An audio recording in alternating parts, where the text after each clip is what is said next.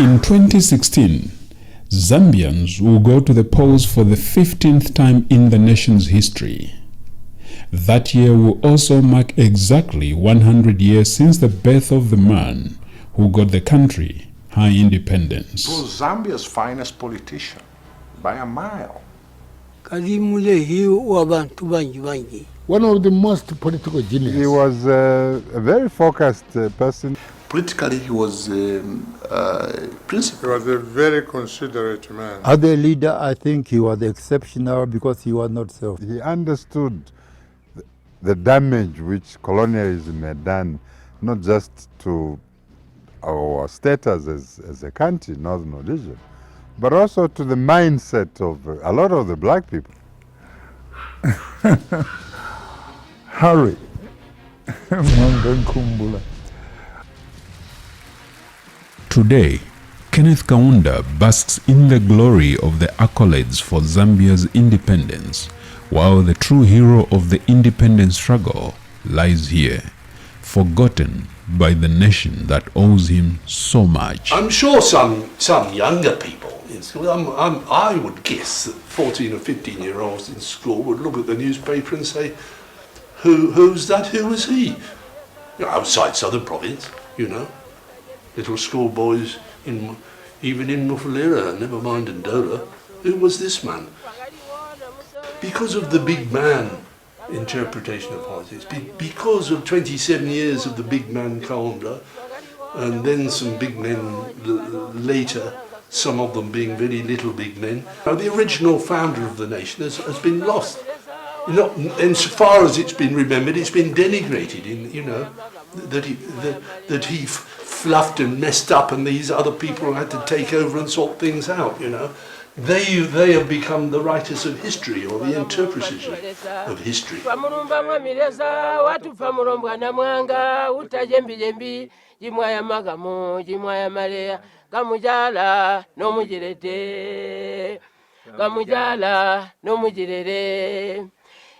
Nyiga ya Afurika njaba na Afurika nyiga tiri ya mapuno njajiga ndajini jini njajiga ndajisiye njajiga ndajina monze nyiga ya Afurika njaba na Afurika nyiga tiri ya mapuno njajiga ndajini jini njajiga ndajisiya njajiga ndajina monze nyiga ya Afurika njaba na Afurika.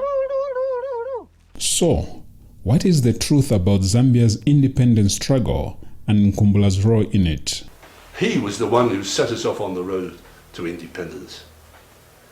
He conceptualized it, he imagined it, he thought it, and he saw it, and he gathered other men around him to help him do it. He was not doing it for himself. He calculated it so well that Zambia was more important to him. And the African people, the Zambians, they needed change. They needed to be independent. They needed to govern themselves. And because of that, he decided to do what he did, because that was his interest. His interest was not even to become the president of Zambia. No, for him, his interest was to liberate the people of Zambia. For that, I loved him more. I knew Mr. Harry Nkumbula in Livingston in the very early 50s. Since my father was involved with civil service politics as president of the Northern Rhodesia African Civil Servants Association, Mr. Nkumbula and him were very close friends. And Mr. Nkumbula used to visit our house to have discussions with my dad about what was happening in the liberation struggle at the time. And as a boy, I would sit on the veranda of the house where they sat to listen to some of the conversations which they used to have. He was always talking about the need for the people of Northern Rhodesia, as it was then called, to govern themselves. And that it was important that people got an education, because we have to prepare the people of Northern Rhodesia to take over responsibility for their own countries at some point, And he was also talking about improvements of conditions of service for Africans, not just in the mining industry, but also in the civil service and in other areas, including domestic servants. I first met Harry when I was a teenager. I was going to school at Kitwe Men's School in Kitwe, and he had come to address an African National Congress meeting. That was in 1952, 1 year after he had taken over as president of the African National Congress.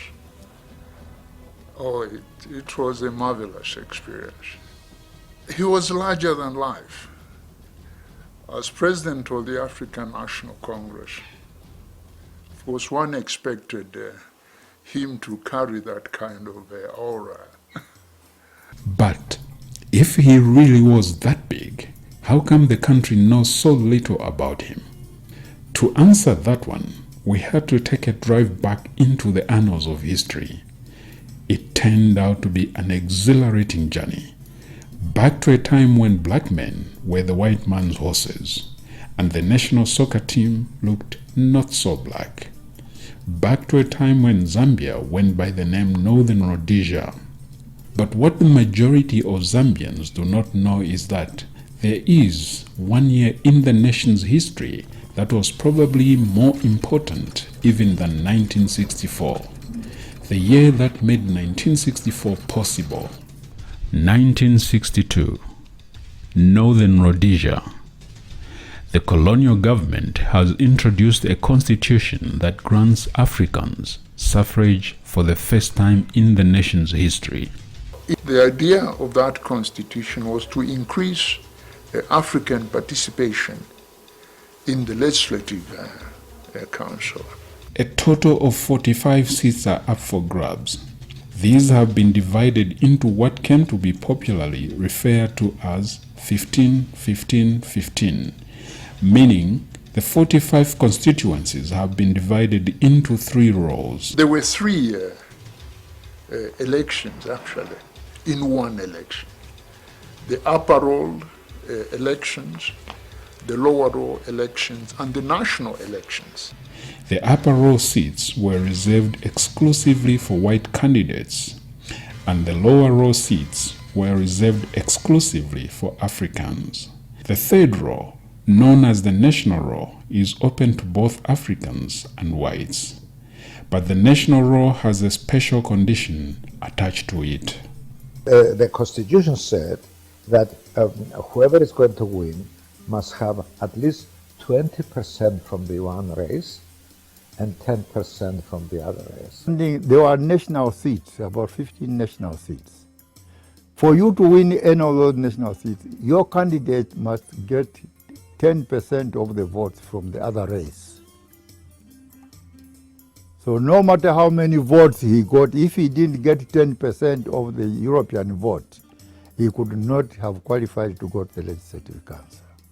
The system was designed to ensure that no matter what, the whites got equal representation in the LegCo. 4 political parties are contesting the elections: the United Federal Party, led by John Roberts, the Liberal Party, led by John Moffat, the United National Independence Party, led by Kenneth Kaunda, and the African National Congress, led by Harry Nkumbula. If one of the 2 African parties wins the elections, the nation gains its independence. Otherwise, colonial rule continues. Before the elections in October,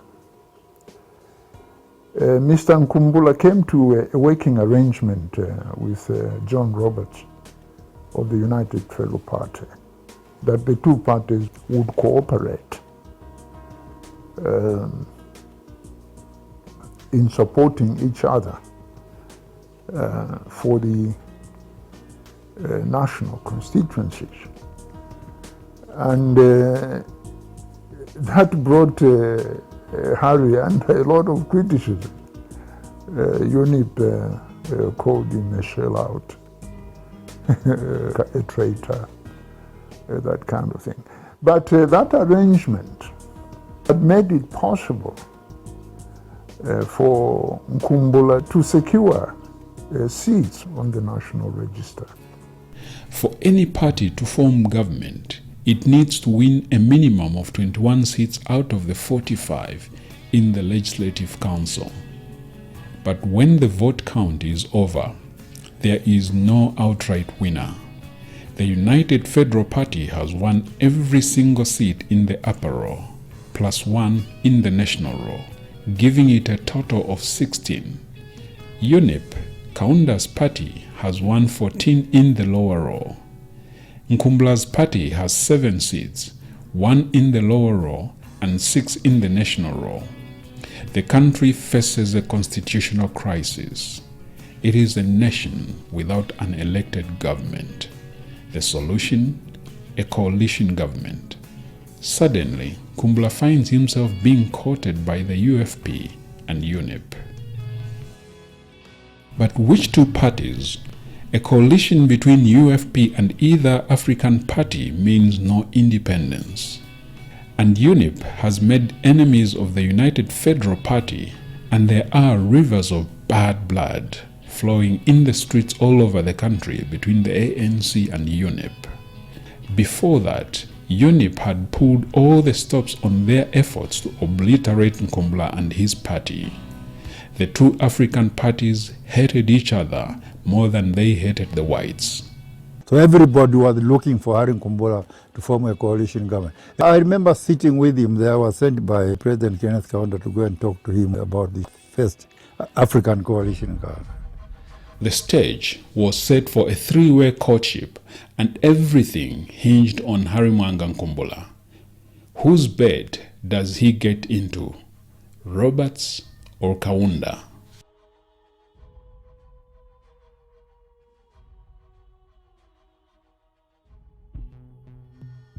Today's historical anomaly is that Kenneth Kaunda unified the disparate tribes in the nation. The history here couldn't be further from the truth.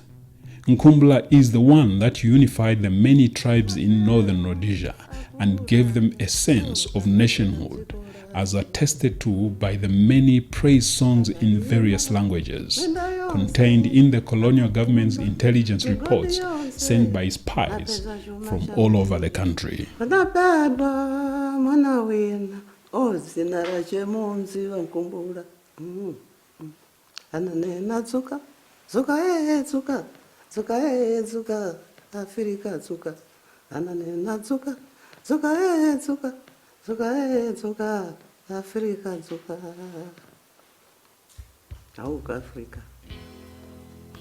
Today, when people hear the name Harry Nkumbula, the image in their minds is an old man wearing a cap and toting a cigar.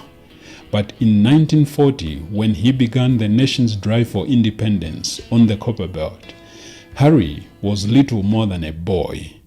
He was only 24 years old. He was certainly not the oldest African in the country, but the whole nation knew the name Nkumbula.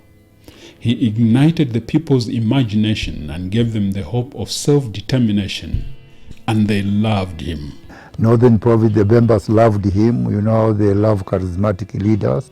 And adore him they did. Songs in Wemba and other languages praising Nkumbula made the core of the colonial government's intelligence reports. At that time, he was the only actor in town. He had no equals. He had no rivals. And no one had yet seen the benefits of carving up the country into tribal factions. Zambia really was one nation, and there was only one leader, and that leader was not Kaunda. That was the time. And the Kunari Umos, oneness was there. Concrete, really oneness. Kunari Bebusanka Utindani, Kayanindani, no.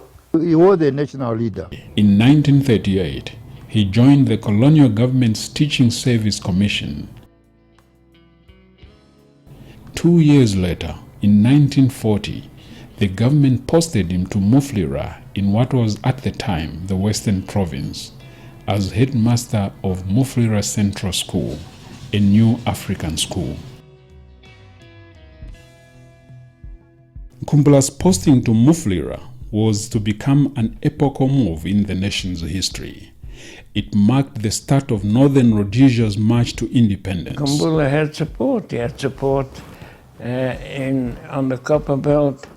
One of his strongest bases was in Mufulira, and which lasted for a long time. You just entered Mufulira during Hari Nkumbula's days. You would find his posters all over the place. Hari Mwanga Nkumbula lead us kindly, and so forth. In 1942, he became founding secretary for the African Teachers Association of the Copper Belt, ATAC. The same year, he wrote a paper on the importance of female education. The paper outlined how girls' education was important for Africa's development. He argued that it was unacceptable that his school had 600 boys against only 40 girls. The colonial government felt he was criticizing their African education policy and was not amused. He always gave statistics about how few the girls were in our schools. He always said it's really depressing. The colonial office, through the district commissioners, provincial commissioners, and the colonial administration, they wanted schools to be administered in a particular way, where they believed that Africans must be given what was described as limited education, so that they don't gain enough knowledge to be able to challenge the status quo.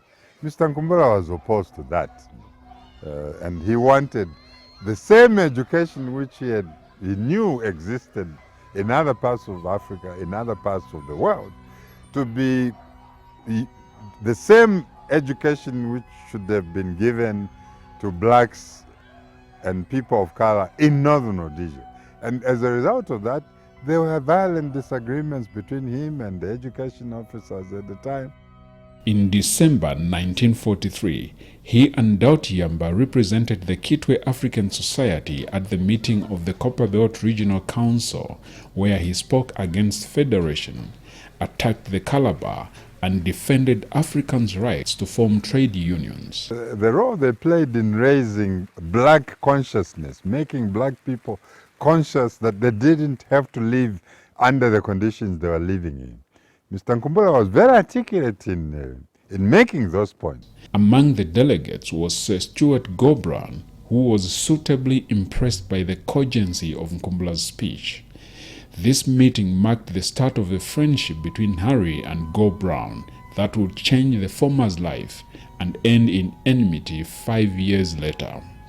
Harry's relationships were doomed by his doggedness in his pursuit of the rights and freedom of the African people. He never let anything get in the way of that unitary purpose, not even his own welfare. He was a selfless man. Despite what anybody might say about Hari Nkumbula, he was really out for the country and not for himself. Nkumbula first began to imagine the possibility of African unity and political advancement in the 1940s, while he worked as a teacher on the Copper Belt, first in Mufulira and then Kitwe. He was very good on women issues too, by the way, Chama. Really, he was ahead of his time. He started a door-to-door campaign beseeching parents to send not only their sons to school, but their daughters too. You could see the man had a serious foresight about the future of this country, that it will require young men who have gone to university, who have completed their studies and education. To him, education was very important, not only for women, but for everybody, because he felt, going to school really was the best thing, because that's the only empowerment that one can get. Around the same time, he wrote a letter to Mutende newspaper protesting the government's plans to unify the two Rhodesias. His letter was never published, but the government did not think they had any cause for concern. They moved him to Kitwe as headmaster of Wusakile Elementary School sometime between 1942 and 1943, putting him in charge of almost 2,000 pupils and 36 teachers. It was a monumental promotion for an African young man aged only 26. Harry was so grateful to the government and showed his gratitude by ramping up his political activism. He started influencing other teachers to support the views that he had. And then he also had very strong links at the time when he was at Busakiri with trade union leaders, some of them like Katilungu, Lawrence Katilungu. And the mining sector had become a very explosive sort of sectors, and each time they went on strike, he would support their cause, that they had done the right thing to strike for better conditions of service for people working underground and also on the surface, because he felt that workers were entitled to better conditions of service. And then Harry did something that brought his prosperous teaching career to a grinding halt. He started holding meetings sometimes during working hours and so forth. He just got on authorities' toes every time because he wanted to discuss problems which the authorities did not allow Africans at that time to discuss. There was a growing feeling among the political activists that they needed to be more militant to convince the colonial government that they were serious about their demand for self-rule. During one meeting, Nkumbula jokingly suggested massacring whites to prove they meant business. A government spy relayed this to Lusaka, where it set off alarm bells. The government labeled Harry the most dangerous man alive and decided he had to go by any means. He was seen again as a troublemaker.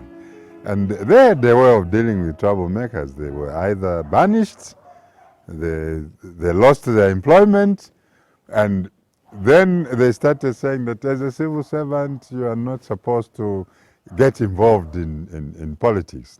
But Sir Stuart Go-Brown, the Legislative Council member who had been representing African interests since 1938, intervened.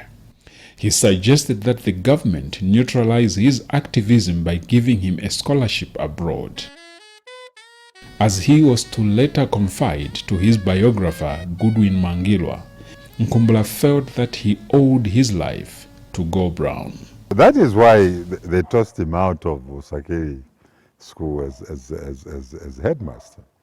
With the scholarship secured, Sir Go-Brown traveled to Kitwe to inform Nkumbula that he was going to Makerere University. But Nkumbula did not want to leave the nascent political movement that he had just started.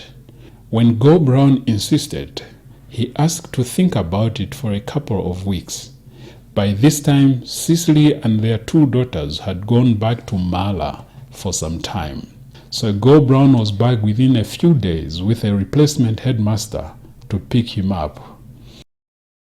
In mid-February 1946, he left for Makerere.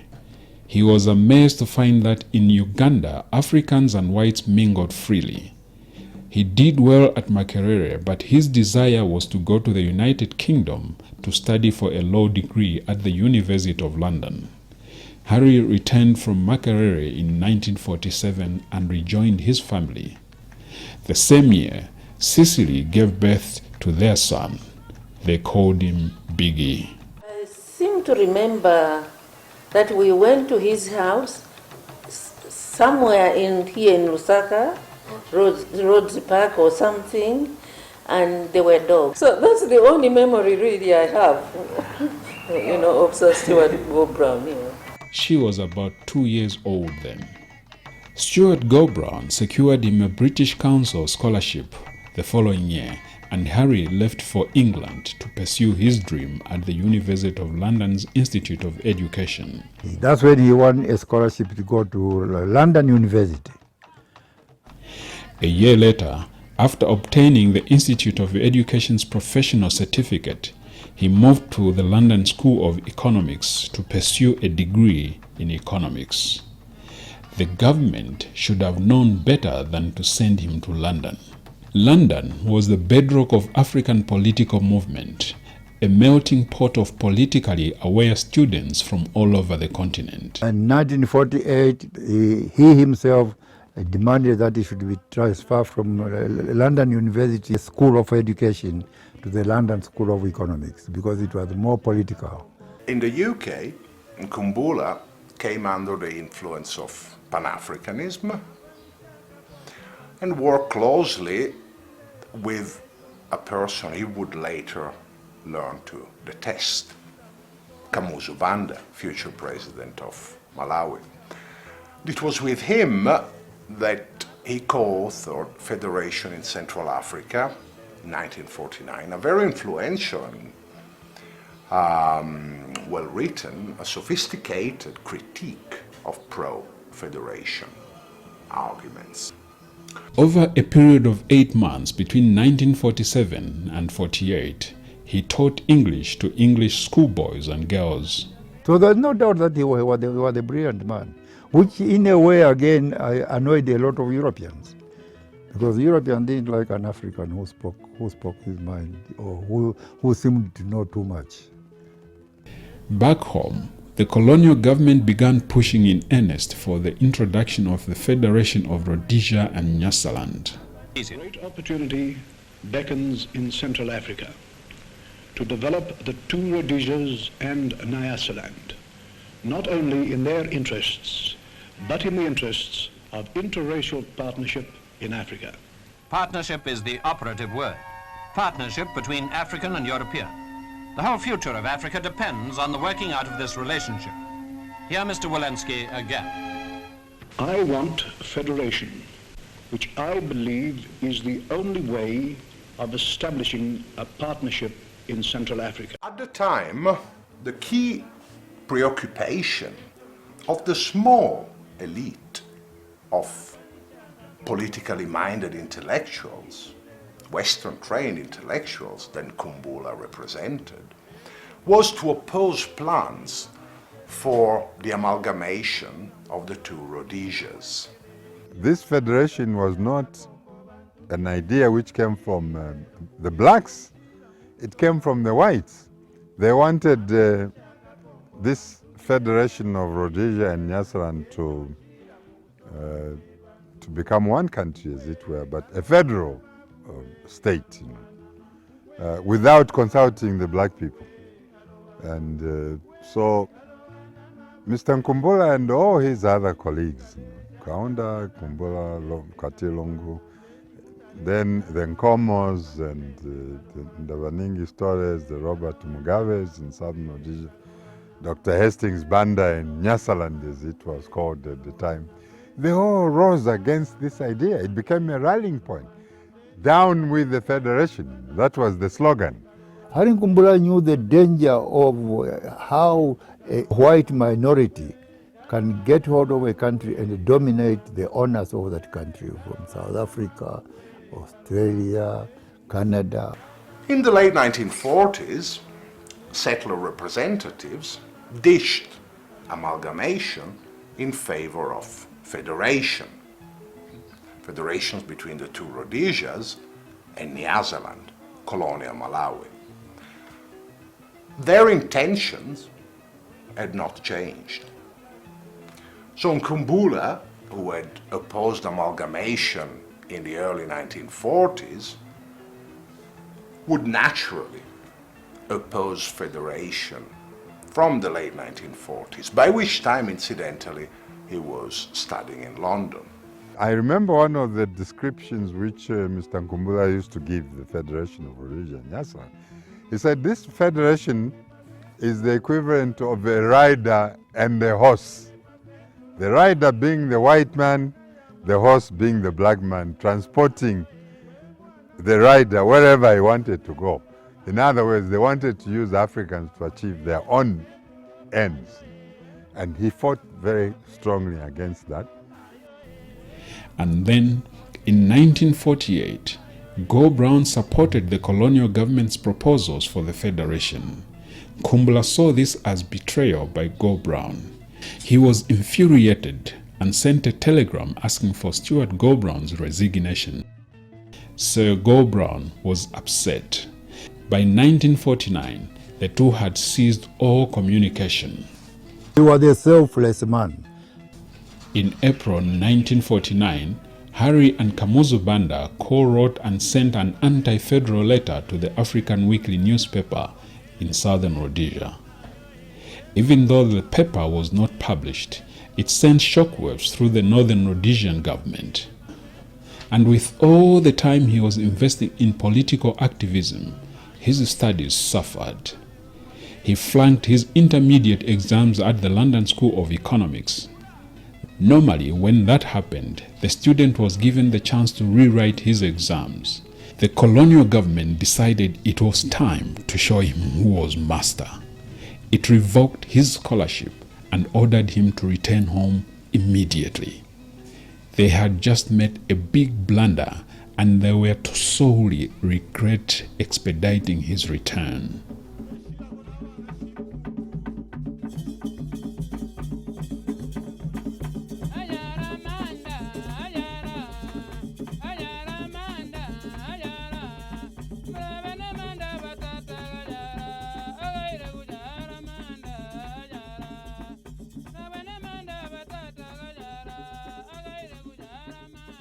The African National Congress was born in 1948. It arose from an amalgamation of African welfare societies, as they were called at that time.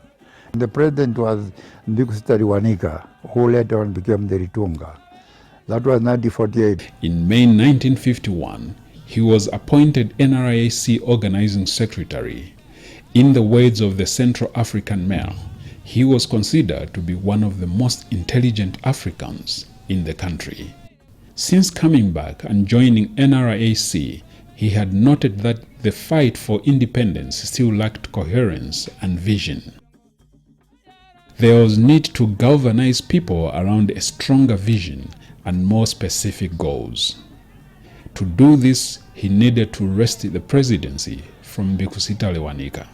Lewanika was more a welfare association. In 1951, when Harry Nkumbula came from London and attended the Congress here in Kawata, he stood and talked and talked and talked and delivered a very, very, very clear case against the Federation. And he demanded black rule, not parity of representation and this and the partnership and all that type of rubbish which was going on at that time. He demanded black rule now.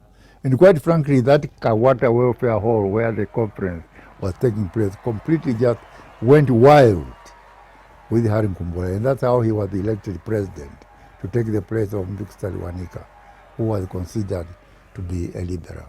But it was really Nkumbula who turned it into a mass political party. He was a brilliant speaker. He was absolutely brilliant. He just held people spellbound. Kenneth Kaunda was among the delegates and he became a loyal convert. Nkumbula and Kaunda finally got to know each other. They were to become very close allies before becoming bitter adversaries. When the votes were counted, Nkumbula had polled 24 votes. Safeli Chileshe and Lewanika shared the remaining 3. His biggest support when he won the election to become president of the African National Congress came from the Copper Belt. Because you don't forget, he was a teacher in Kitwe, and from there he had worked in Mufulira. His first order of business was to organize the NRAC into a proper political party. Nkumbula added significantly the adjective national, thereby making the African National Congress of Northern Rhodesia in 1952. He also changed the title of the governing committee from Executive Committee to National Executive Council. He set up regional party structures in all the provinces. Up to this time, the party had depended on unpaid volunteers. Under his leadership, set up a situation where a leader was appointed to mobilize for and not necessarily someone that he liked or someone from his tribe. And that was when he made the biggest mistake of his political career. He appointed Kenneth Kaunda Secretary General of the party. When Nkumbula became leader of the African National Congress, he brought in people like KK, who became Secretary General, Kapwepwe, and others. Nkumbula wabweresa Kaunda niwonako kukhala secretary. Nkumbula made Federation Congress's primary point of attack. I mean, he saw the whole thing. He'd seen the parallels with other African countries. He saw what the problem is.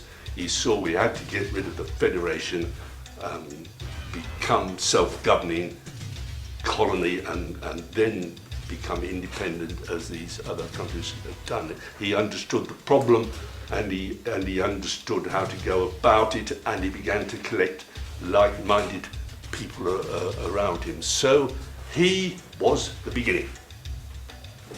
When he came, Hari Nkumbula said that we want one man, one vote, one value. And forget about education. As long as you can read and write, you are free to elect your own person. That was Hari Nkumbula when he came there. So it completely raised our demands, the rate of Africans' demands to a much higher level.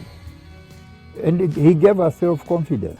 The prospect of federation terrified Nkumbula because it meant dominion status. Dominion status, which would come with the federation, meant that whites would flood into the country. Such an influx meant that more Africans would lose their land to white settlers. Polls were conducted around the country to determine Africans' position on the proposed federation. Most of the country voted no, except Eastern Province. To the Easterners, federation had a nice ring to it. Ziwazako achimwene. The first meeting, neo Sirija Federation, kuti tiese ku Sirija Federation.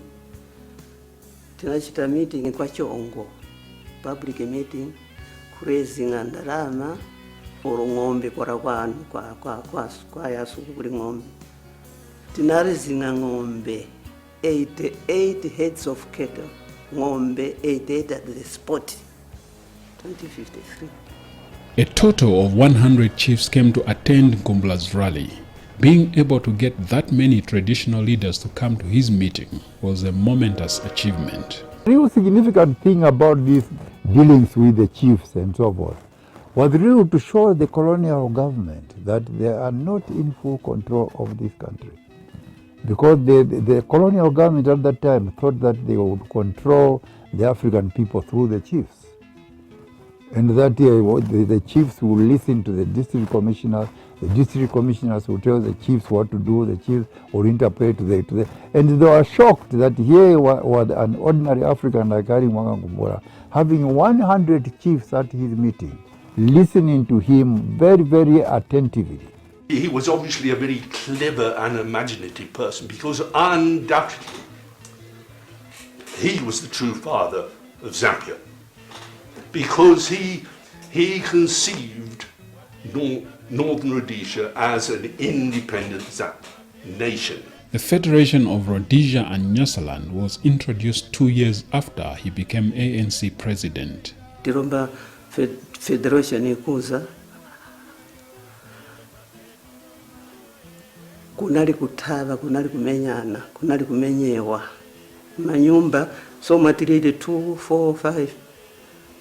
Akawera pa mobile unit by then. Asirikali ya kubwana Nkubwa, yenali Nkondo. Nikumenya ati mpangana soka na federation, menya. But the fight had not been a complete failure. Congress protest and agitation saw the inclusion of clauses to safeguard African interests in the federal constitution.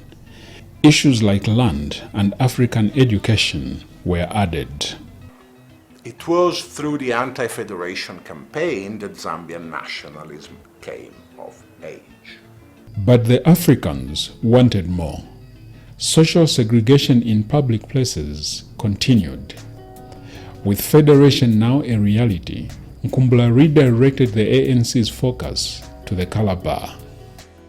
It's very difficult for young people to imagine the Calabar, or we call it segregation now, that used to be Northern Rhodesia, okay?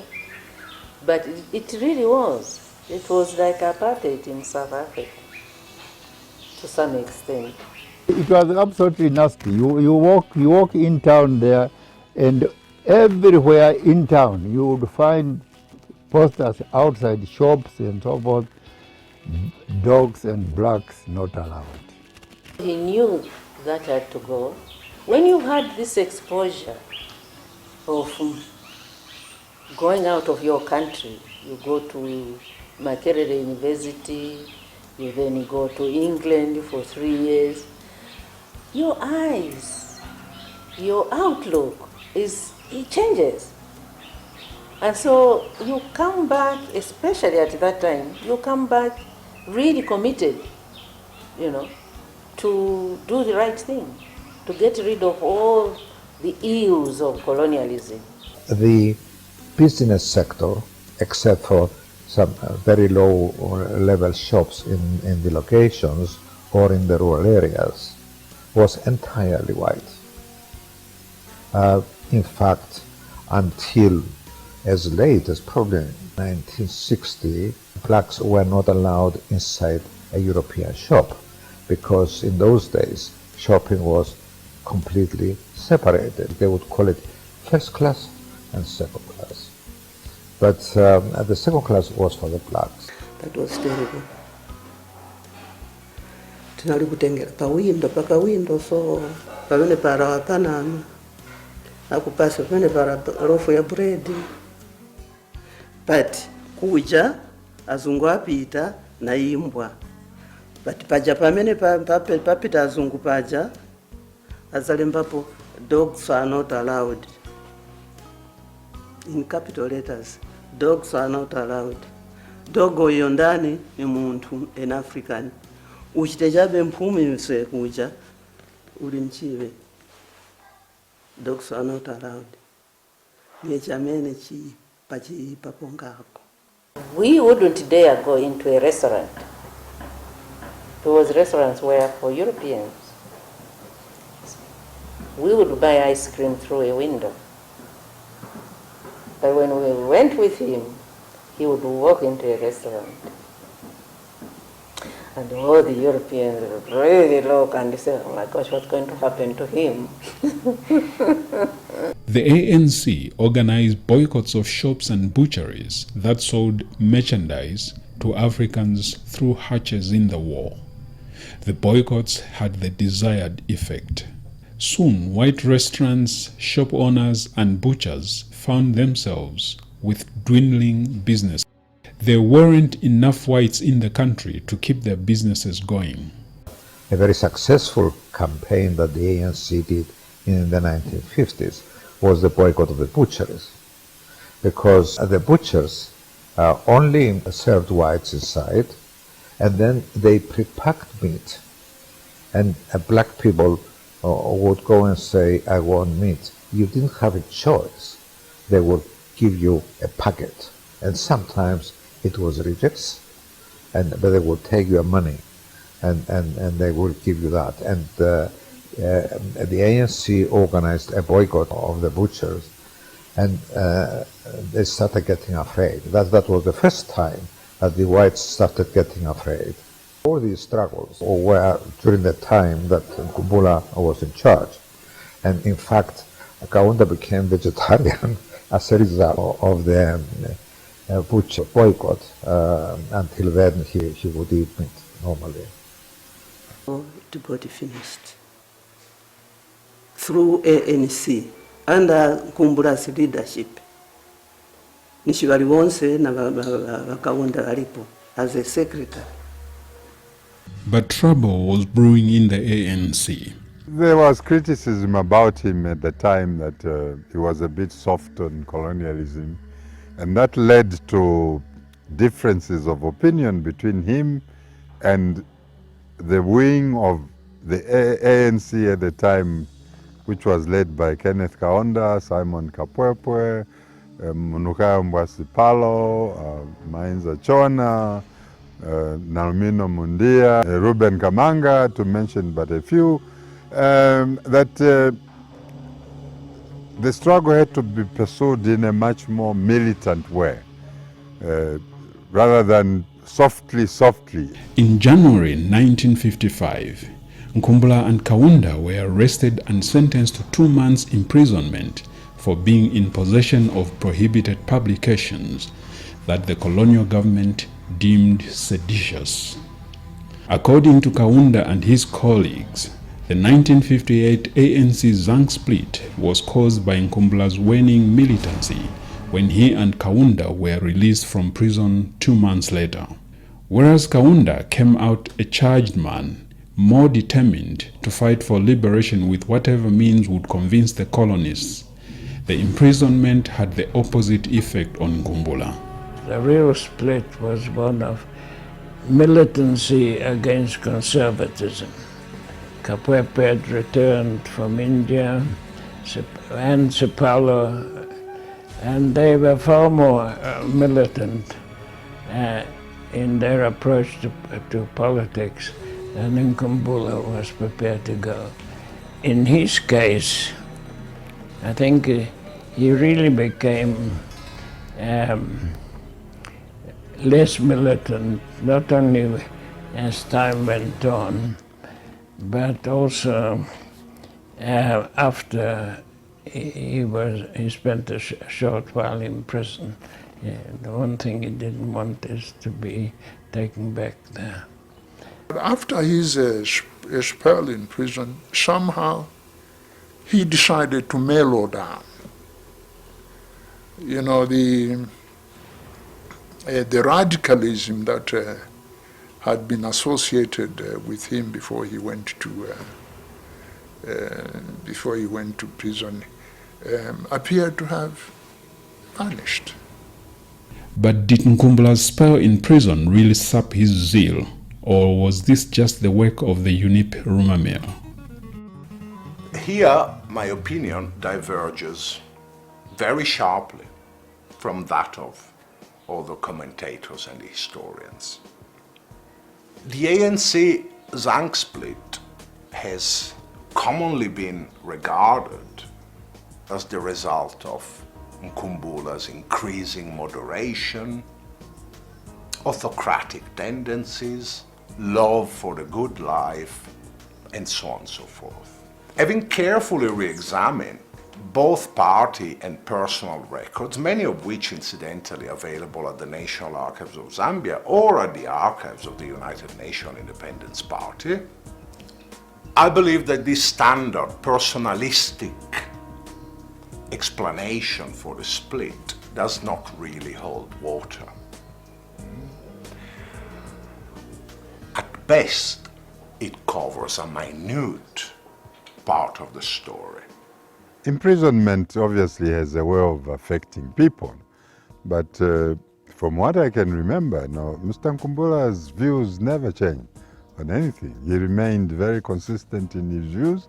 He was just as outspoken as before, and his views never changed. If he became a shadow of himself, I must confess that I did not see that shadow. I was not privileged to see that shadow. The person I saw was the Mr. Nkumbula, Harimanga Nkumbula, whom I had known all along, with certain views which continued right up to his death. That was the claim about him. But of course, that is Kaunda's explanation.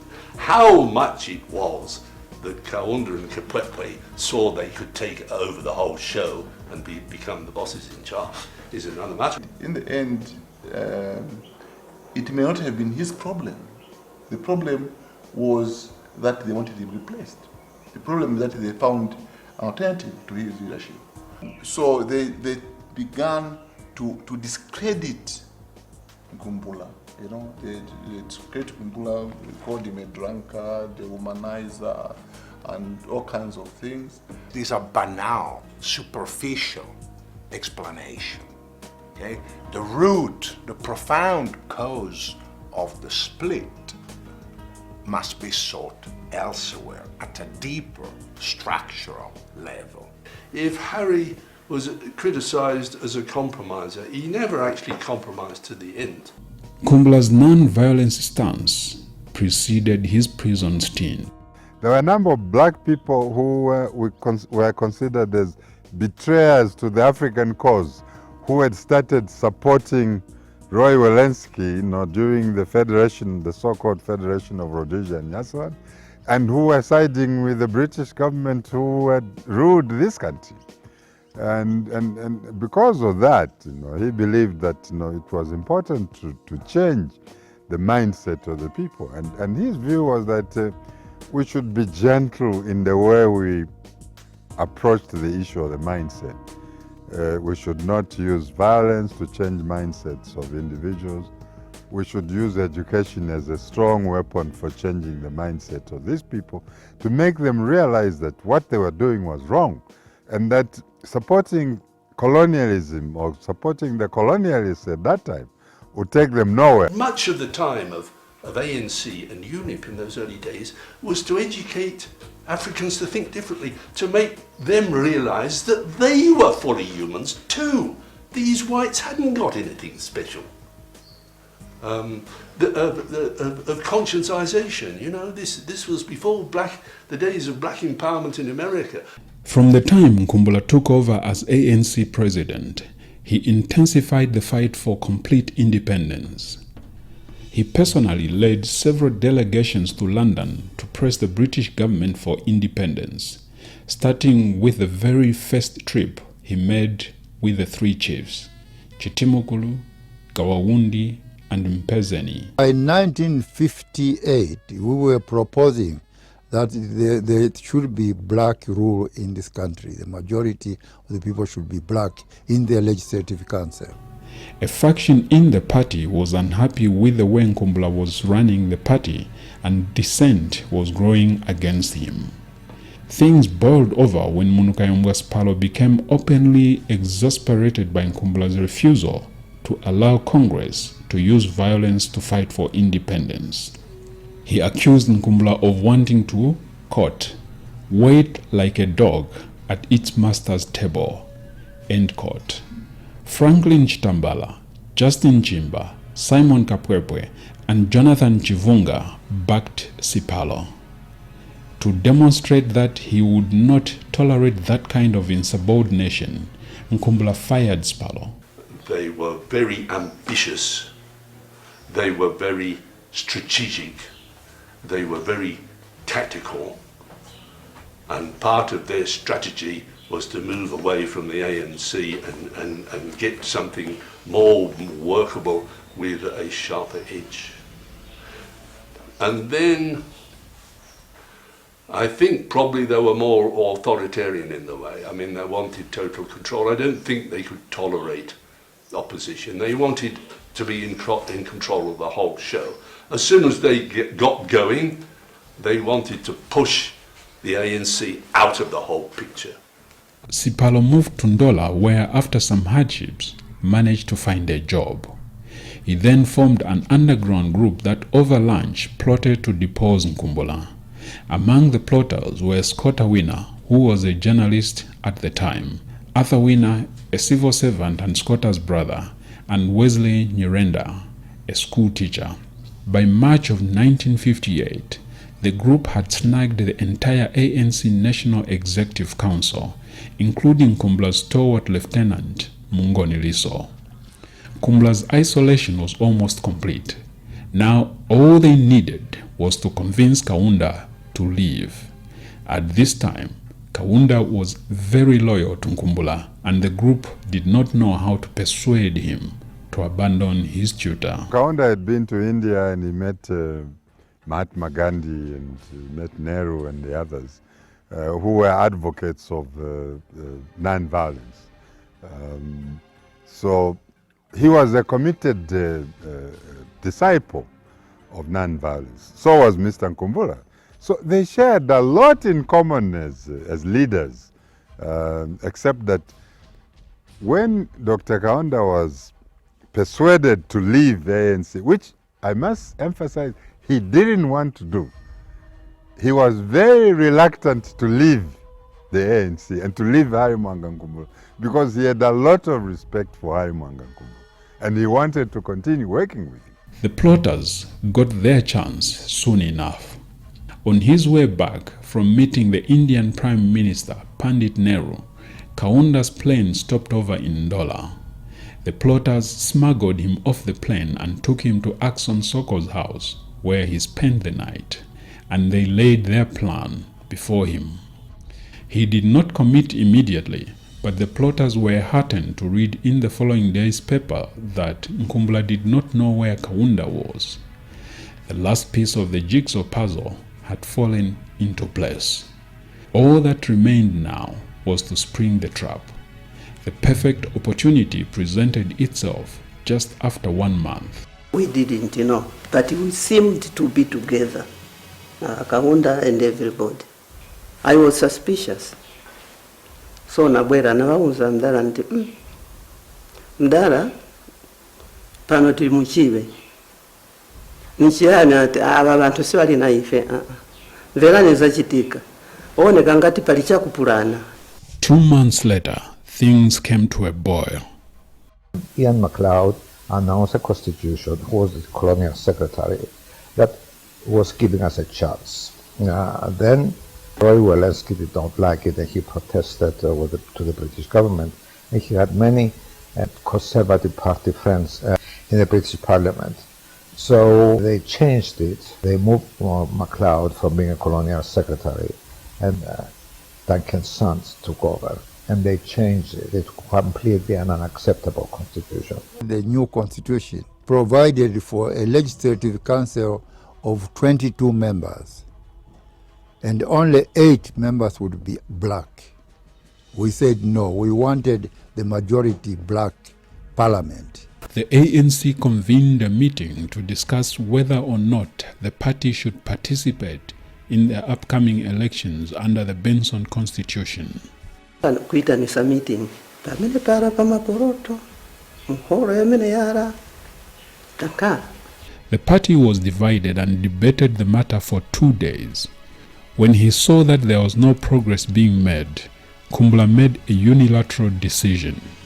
Congress would participate in the elections. He felt that by sitting in parliament, it would give him an opportunity to tell the world, tell them something that would be recorded in the Hansard for posterity, that this is what he was fighting for. That was one of the reasons why he wanted to be on record, because when you're a member of parliament, especially in Legico at that time, that what you said was reported prominently, and it was a way of making his point heard.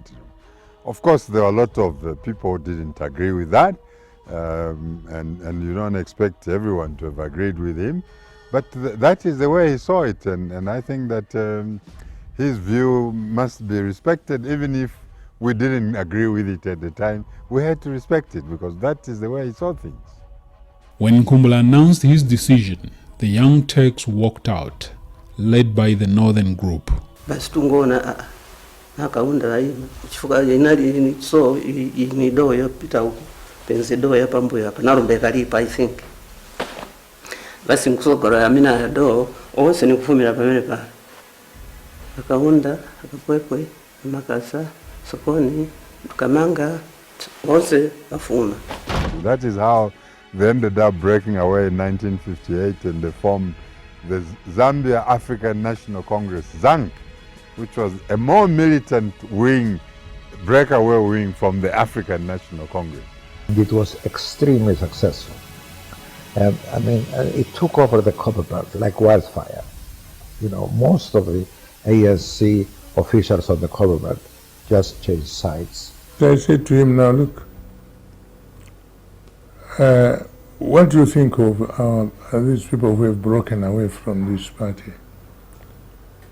He said,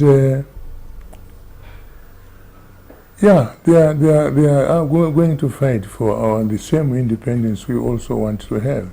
Leaving the ANC was a very emotional moment for some. Kaunda wept. He didn't want to do. He was very reluctant to leave the ANC and to leave Harry Nkumbula because he had a lot of respect for Harry Nkumbula. This is the story of the independence struggle in the eyes and words of UNIP. That is the story the majority of the nation knows today. That Nkumbula was a drunken failure who delayed the country's independence, spent all his time womanizing, and lost his militancy after spending 2 months in prison. The question is, how much of it is mere propaganda aimed at destroying Nkumbula politically? I'm sure it's more about political ambition and who wanted to rule the roost and who wanted power and who was going to be the first president, because now by 58 an independent Zambia was already on the cards, and who was going to be president. They started saying so many evil things. He's a drunkard, he's a what. They used that as a sword to destroy Uncle Harry politically. He drinks. Nobody said they didn't drink they themselves, but I think at that time they were drinking chibuku or shake while when Harry was drinking beer, whiskey. Moba ezekuma siningakani enzekuma batiromba mwenzeri nikunena kuti nyechingalenge kuti vichiteketeto. It was a political maneuver. I don't know what you mean by drunk, because to me, a drunkard is somebody who is alcoholic, who can't function. But if he functioned the way he did to liberate Zambia, I don't see how a normal, well-behaved person would call Old Harry Nkumbula a drunk. It breaks my heart. When UNIP broke away from ANC, all sorts of things were said about him, that he was too slow, he was not a fighter, he was not a freedom fighter, and he liked socializing, going to bars to drink and mix up with whites. Now, I also confronted him with such a question. I said, now look, how do you allow these people to go on describing you that way? Now, he answered me in a way that I just smiled. He said, how will they know, how will they be known by the people without them describing me badly?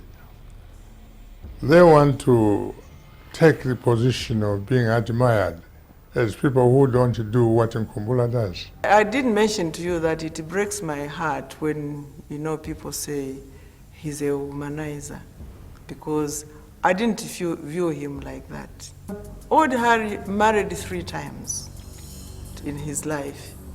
His first wife, who is big Malau's mother, Malau, Ompi, and Biggie.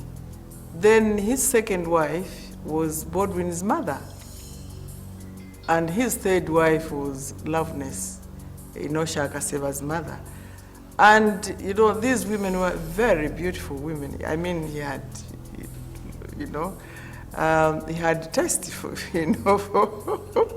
for beautiful women. So when they say he was a womanizer, I don't know. I don't know, that part of it really. Tawizonse pali bantu pankara maganizo siyana. For me, really, to pick that particular, character about the old Harry, I think it's not fair. I may sound defensive because I'm a niece, but I am talking to you because I knew this man better than anybody else. I must say that because he's my uncle.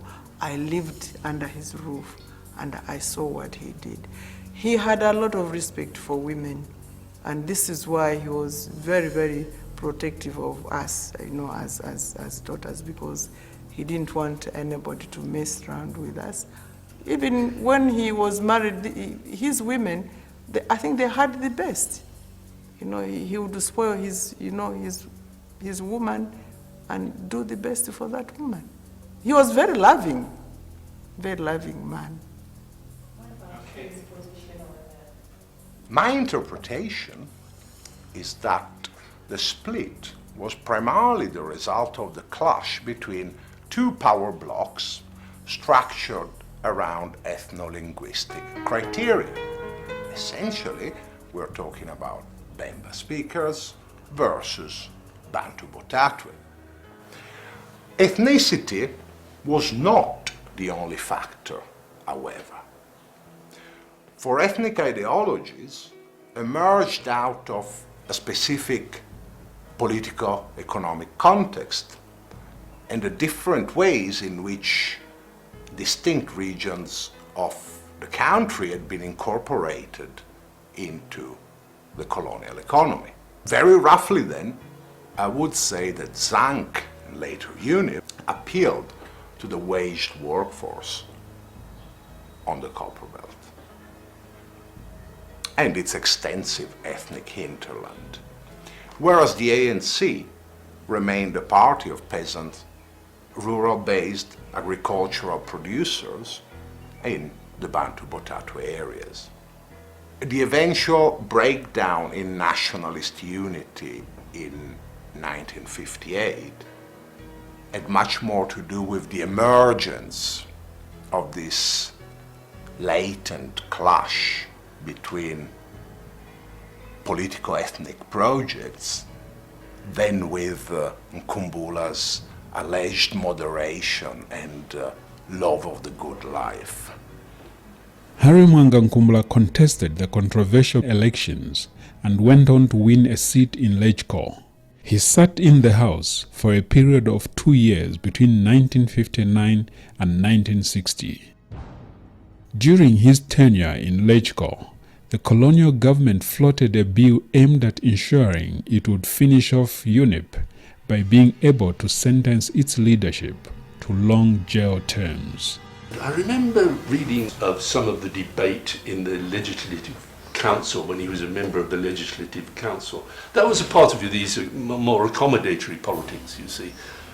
Kaunda and UNIP said, forget all that, that's just a talking shop. We're going to take our politics somewhere else. We're not going to debate with the whites. They've got the power and we can't debate with those in power. We're going to have a more equal speech with them, a more ideal speech. We can't argue with the oppressors. We're wasting our breath. Harry Wood was a member of the Legislative Council and debated there. The bill is drastic and it has the complete support of the members of the Legislative Council. Finally, Nkumbula has his chance to kill off his opposition and save the ANC. He can now be the only bull in the kraal. He takes the floor to state his position on the proposed bill. In his speech, Nkumbula argues vehemently against the bill, reminding the council that clamping down on the opposition is not the solution. He was an excellent debater, and he could get the better of these white members of the Legislative Council. He had a good brain, and he was a good debater, and he could stand up to them. By the time he was done, Nkumbula had divided the House. The bill never passed. I don't think Kaunda wanted to debate with anybody.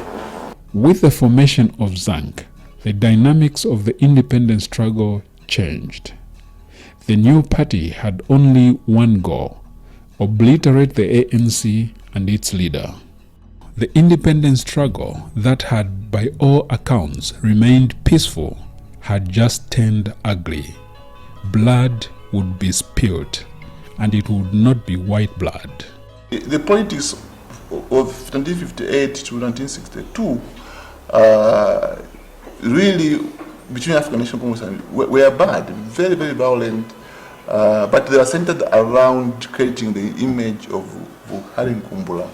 The new party revved into gear, ramping up its drive for membership. They swaggered about prophesying the end of Nkumbula and his antiquated party. They were confident all blacks, and some not so black, would switch their allegiance from the old lion.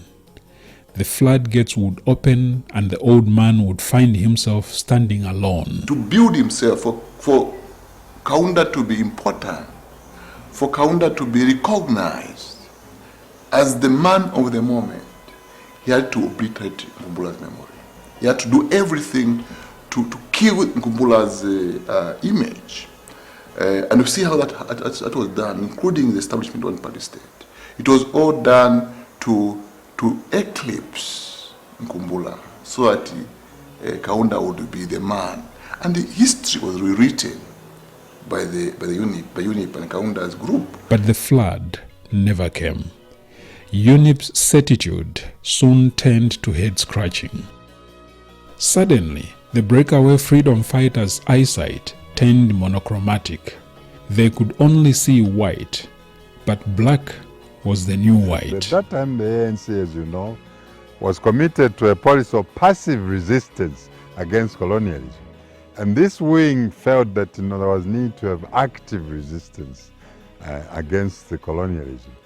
And sadly, or interestingly enough, even in UNIP, this division continued because Dr. Kaunda continued, even after he left the ANC, to advocate for passive resistance against colonialism until at Mulungushi, it was decided at the Rock of Authority that there should be a more active resistance against colonial rule, and that is how the Chachacha or the master plan was launched to wage a more militant struggle against the colonial rule.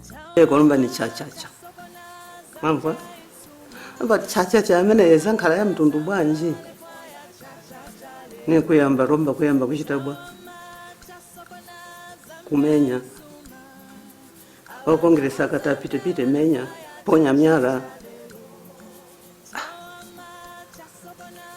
menya ponya myala you know akongo kunyata wewe sometimes nawe nzowere anali kubwerezamo namba zichiteko nthawi kumodzi na kumodzi, otherwise nichamene icho chileta cha abana ba Zambia lefwaya cha lero chawama chasokona akatiteta wapena chisokone everybody icho one Zambia yeah chabwera ichini chaberanso chiunipinito. Sadly, Cha-Cha-Cha largely targeted fellow Africans who did not belong to UNIP rather than the colonials. Kaunda adopted Chisokone as his rallying call to his supporters, using it to kick off his rallies. Violent clashes erupted everywhere between the supporters of the ANC and those of UNIP. If you go back, you find there are a lot of examples of UNIP cadres going to actually provoke the African National Congress. Just because you are ANC, when they find you, they beat you up. What I saw then at that time was the struggle for independence was not a struggle against the whites. It was largely, especially at that stage, a struggle between UNIP and ANC for political supremacy.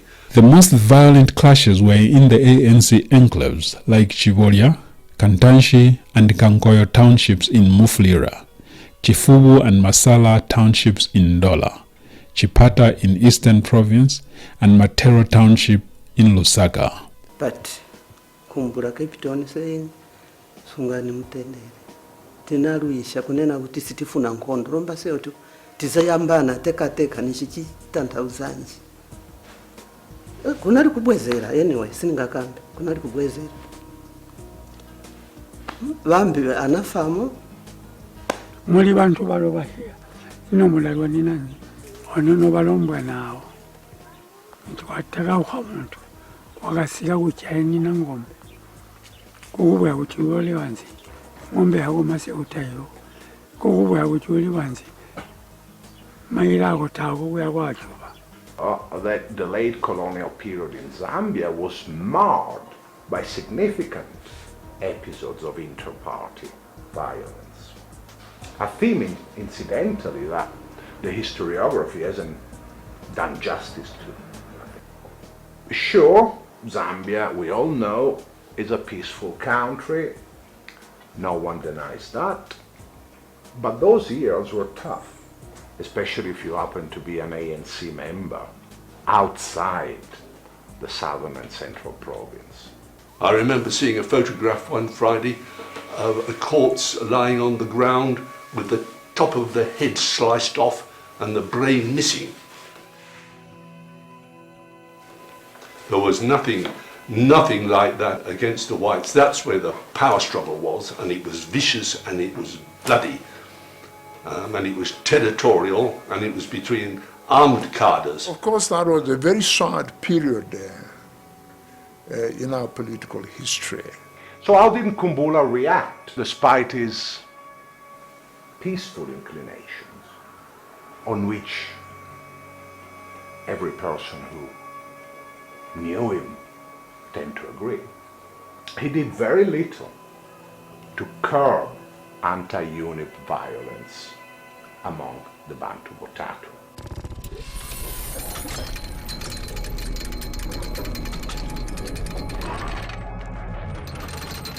Amidst all this bloodshed, 1962 rolled around. What happened was that in the 1962 elections, they ended inconclusively. No single political party had won a majority to form a government. As I said, UFP, John Roberts had 16, we had 14, Harry Nkumbula had 7 seats. Northern Rhodesia faces a serious constitutional crisis. It is a country without an elected government. The only solution is a coalition government between two parties, and the ANC has just the right number to team up with either UNIP or the UFP. At that time, it was tempting for the ANC to link up with UFP. Among the negotiators, using his relationship with Harry Mwanga, is the squatter winner. Everybody was looking for Harry Nkumbula to form a coalition government. I don't think that UNIP was confident that we would form a coalition government with Mr. Nkumbula, because there were differences. Normally, when members of the same family split, or when the best friends split, you find that the bitterness becomes a lot more entrenched. It becomes more unpleasant. And on the basis of that, the expectations in UNIP were there, but they were not that high. There were people in UNIP who didn't think that Mr. Nkumbula would go with us and form a coalition government. I remember sitting with him there. I was sent by President Kenneth Kaunda to go and talk to him about his first African coalition government. And in walked John Roberts, the leader of the Federal Party, carrying a briefcase. And he said, "Harry, can I see you for a moment?" So Harry said, "Winner, excuse me." So they went in and disappeared for about 45 minutes. When they came back, John Roberts left and Harry sat and he looked at me, I looked at him, and he said, "What are you missing?" I said, "I'm missing John Roberts' briefcase." "Why? When he came in here, he had a briefcase. Where is it?" So he burst out laughing and said, "Come, let me show you." So he took me to the room where they were seated, and he opened the briefcase, and it was full of pound sterling banknotes from the Bank of England. UFP was, the United Federal Party was also still active at that time, representing mainly white interests. They started courting Harry Mwanga Nkumbula to go into a coalition government with him to rule this country.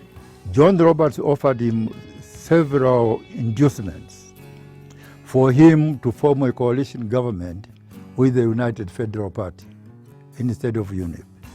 John Roberts offered Harry Nkumbula to become the first black prime minister of North Rhodesia if he agreed to form a coalition with the Federal Party.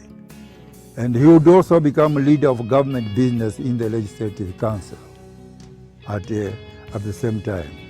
And then thirdly, he would be allowed to pick his own cabinet from both the UFP and the ANC. In short, he really would become a de facto president of this country.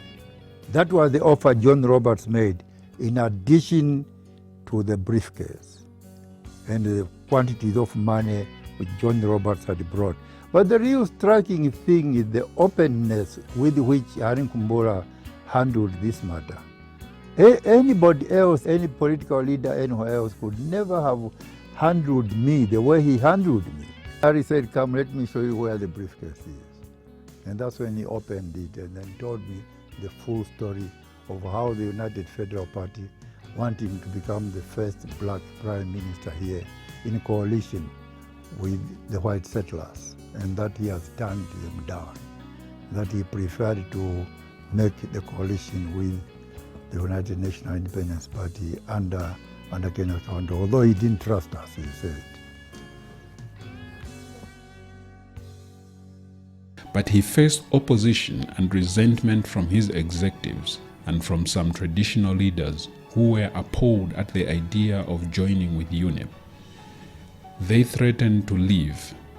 At that point, Nkumbula strode into the hall, accompanied by Kaunda. He stood at the podium and surveyed the faces of the disgruntled delegates and posed 3 questions in quick succession. How many of you are in favor of African government? How many of you want an African government now? How many are behind me? Hands went up in response to each question. Upon that, Nkumbula turned on his heel and strode out of the hall. The meeting was over and the coalition was on. The rest is history, albeit deliberately rewritten and forgotten. What he was not doing it for himself. Zambia was more important to him. He said to me, "My dearest son, my nephew, I know that you guys in UNIP are very bad. Some of you are very, very bad. But I would rather get into bed with you than get into bed with UFP because I am a nationalist. You can assure your colleagues that I will join hands with UNIP, as bad as you guys are, because I believe that it would advance the cause of African independence." Those were some of the principles which he held very dear to himself. Nkumbula had spent all his time fighting for self-determination for the blacks. Although it would have been easy for him to go with the United Federal Party, he decided nevertheless that he should join forces with KK to form the coalition government in December 1962, and that's what he did. They said, "This is the type of bribery which white men think they can bribe me with, and I'm not for sale. This country has got to be under an African government." So, in 1962, Northern Rhodesia had an African government and became semi-independent. This paved the way for the young nation to develop its own constitution and hold fresh elections 2 years later to become a fully independent nation. As part of the coalition agreement, the 6 cabinet positions were shared equally between the ANC and UNIP. Nkumbula chose to be Minister of Education. He was passionate about education. We offered him natural resources and so forth, which we thought was more respectable, but he said he was not prepared to be minister of trees and elephants and so on. So he wanted a ministry which would involve people. That's why he wanted African education. At that time, I was doing my standard 6. One of the first things he changed was the calendar year. The academic year used to begin in July or August, somewhere there. Then you are going to finish that class in May the following year. So they wanted it to be aligned to actual years, so that when you begin in January, you finish in December. He did quite a good job with the Everinghorn College. This was one of Nkumbula's his insistence that college must begin with diplomas in accountancy and so forth, not just academic. It must go into accountancy, the professions and so forth, instead of academic subjects. He is the one who initiated the establishment of the University of Zambia. If you try and get the history of the University of Zambia, you will find that the first move about establishing a university started in March 1963. At that time, he was the Minister of Education.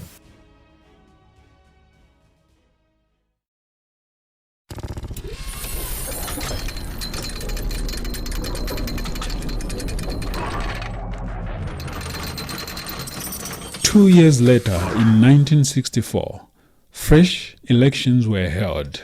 This time, Kaunda resoundingly defeated Nkumbula to become the now independent nation's first Republican president.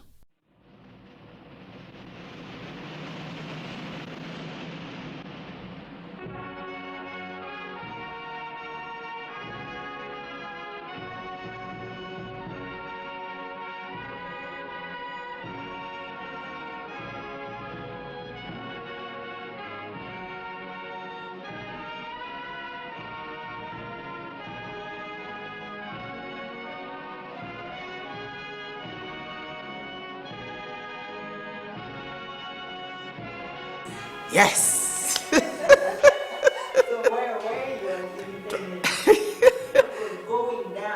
It was very exciting. The day of independence, this was in Matero, so we all had to be in Matero and watch, the Union Jack come down and the Zambian flag going up.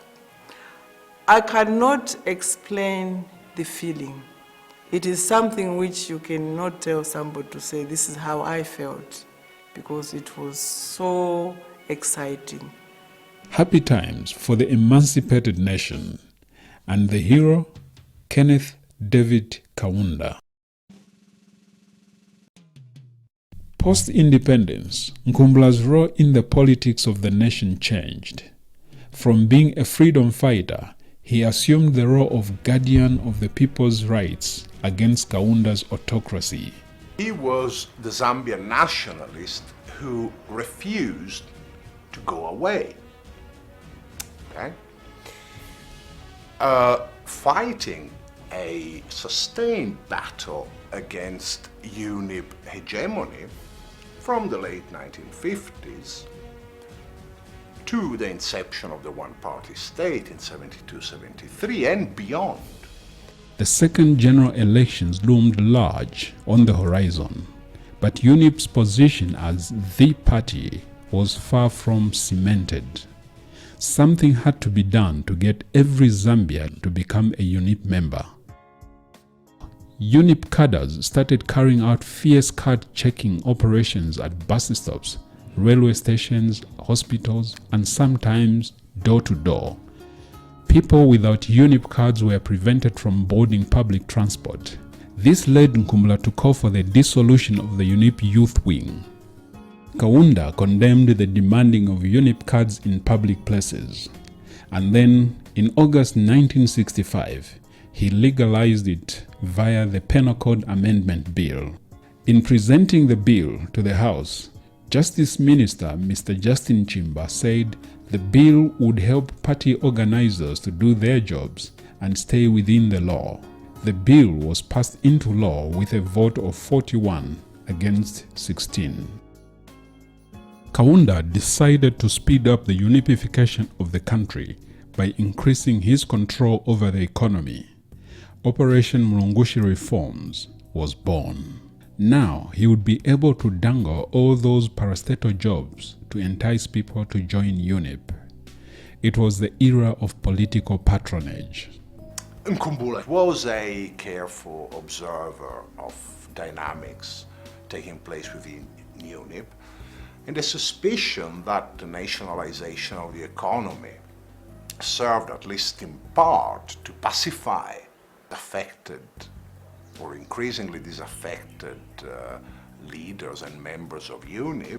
On 24th April in Parliament, Nkumbula condemned state-owned enterprise, charging that Kaunda's humanism was quickly evolving into communism, the end result of which would be flight of capital, followed by unemployment and general disaster.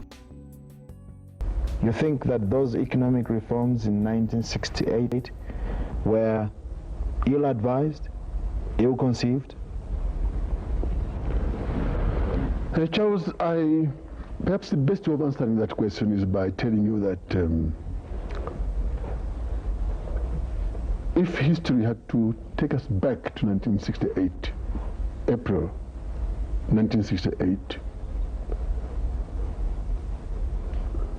I would repeat that action several times over.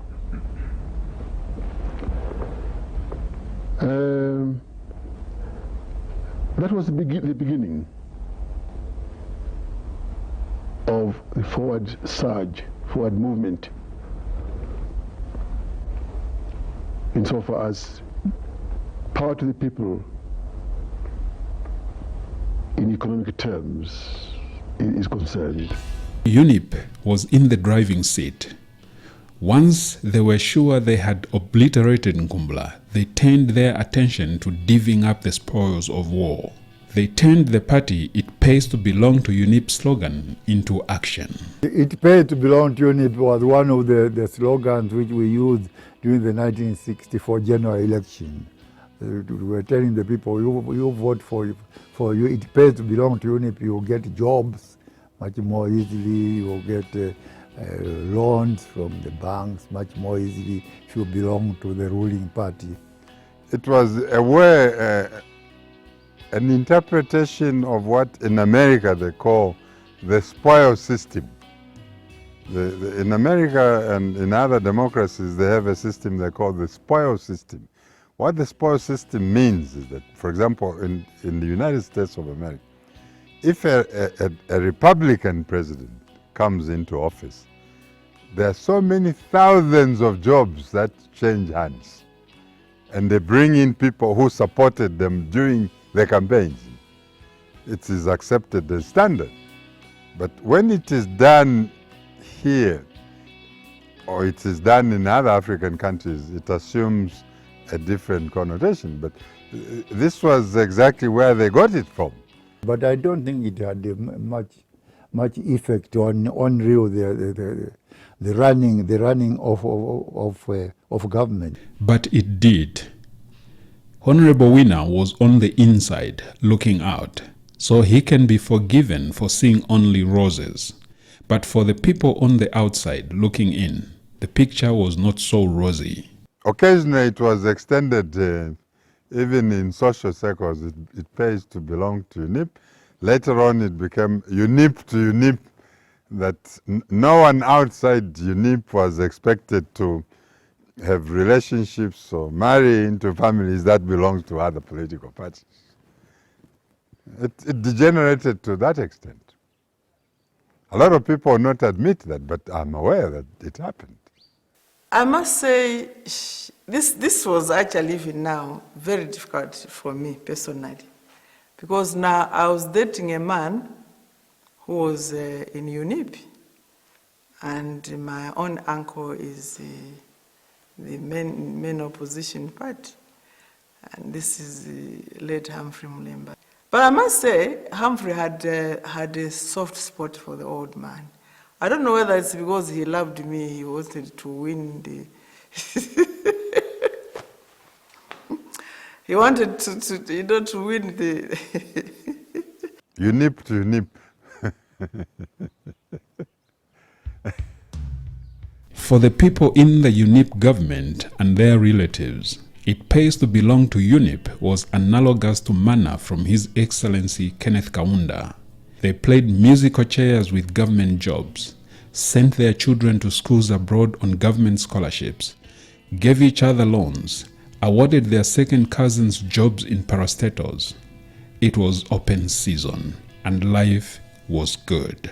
On 23rd December 1968, Kaunda stated that, quote, "I cannot see how I can continue to pay a police officer or civil servant who works for Nkumbula. How dare they bite the hand that feeds them? They must learn that it pays to belong to UNIP. Those who want to form a civil service of the opposition must cross the floor and get their pay from Harry Nkumbula." End quote. Kaunda further ordered Justin Chimba, then Minister of Trade, Industry and Mines, to, quote, "ensure that none of the 8 opposition MPs elected in Barot's province was granted a new license or had their old license renewed." End quote. To tell you the truth, I don't think that I can give you any justification because it was a very irrational thing to do. It was difficult. It was difficult, but I could see that even a few people in UNIP were a little bit uncomfortable because they saw that they are reaping from what old Harry worked for. In March 1967, UNIP expelled Nalumino Mundia from the party for alleged malpractices concerning government loans the previous year. Expelling Mundia turned out to be a big mistake. In 1968, he joined UP and immediately became its president.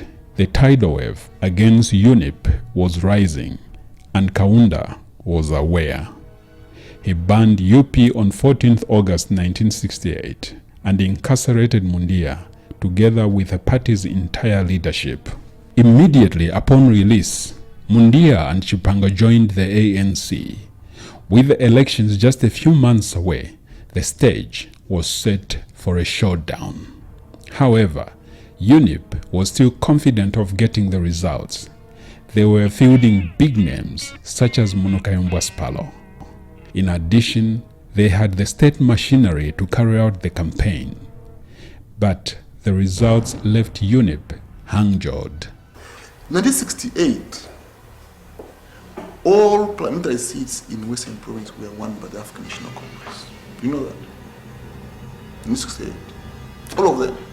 That's when the big names lost power.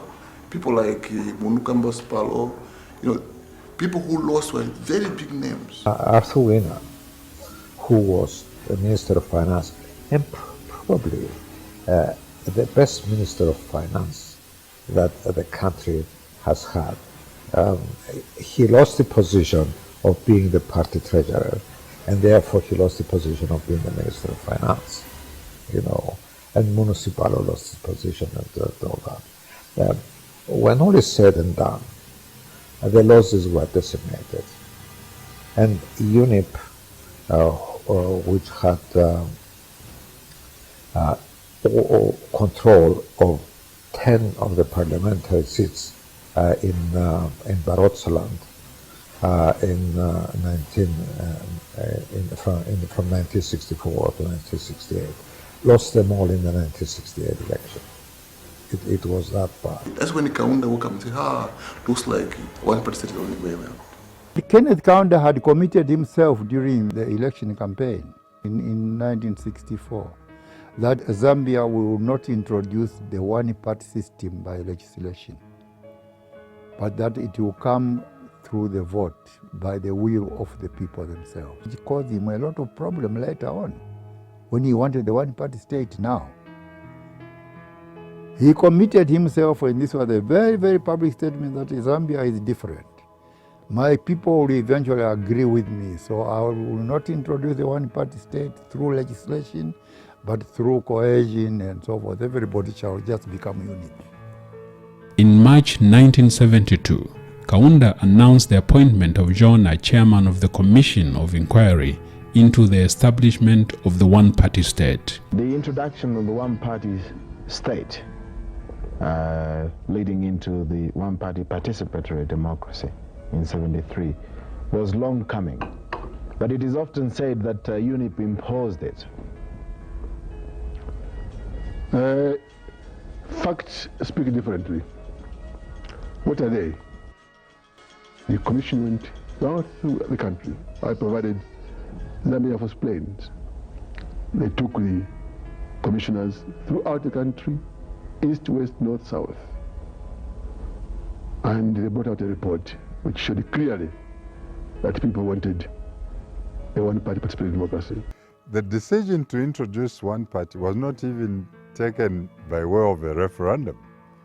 I remember the announcement which was made by President Kaunda. It said that the cabinet has decided to introduce a one-party state. And in order to make this a reality, I am therefore appointing a commission of inquiry to go around, headed by Mainza Chona. The deputy will be Humphrey Mulemba, to go around and gather the views of the citizens, not on whether there should be a one-party state, but what type of one-party state they wanted to see. That is what happened. They did not ask the people of Zambia whether they should establish the one-party state. That decision was made by UNIP and KK. And then in order to give it a sugar coating, KK established the Chona Constitution Commission to work out a constitution for the establishment of the one-party state.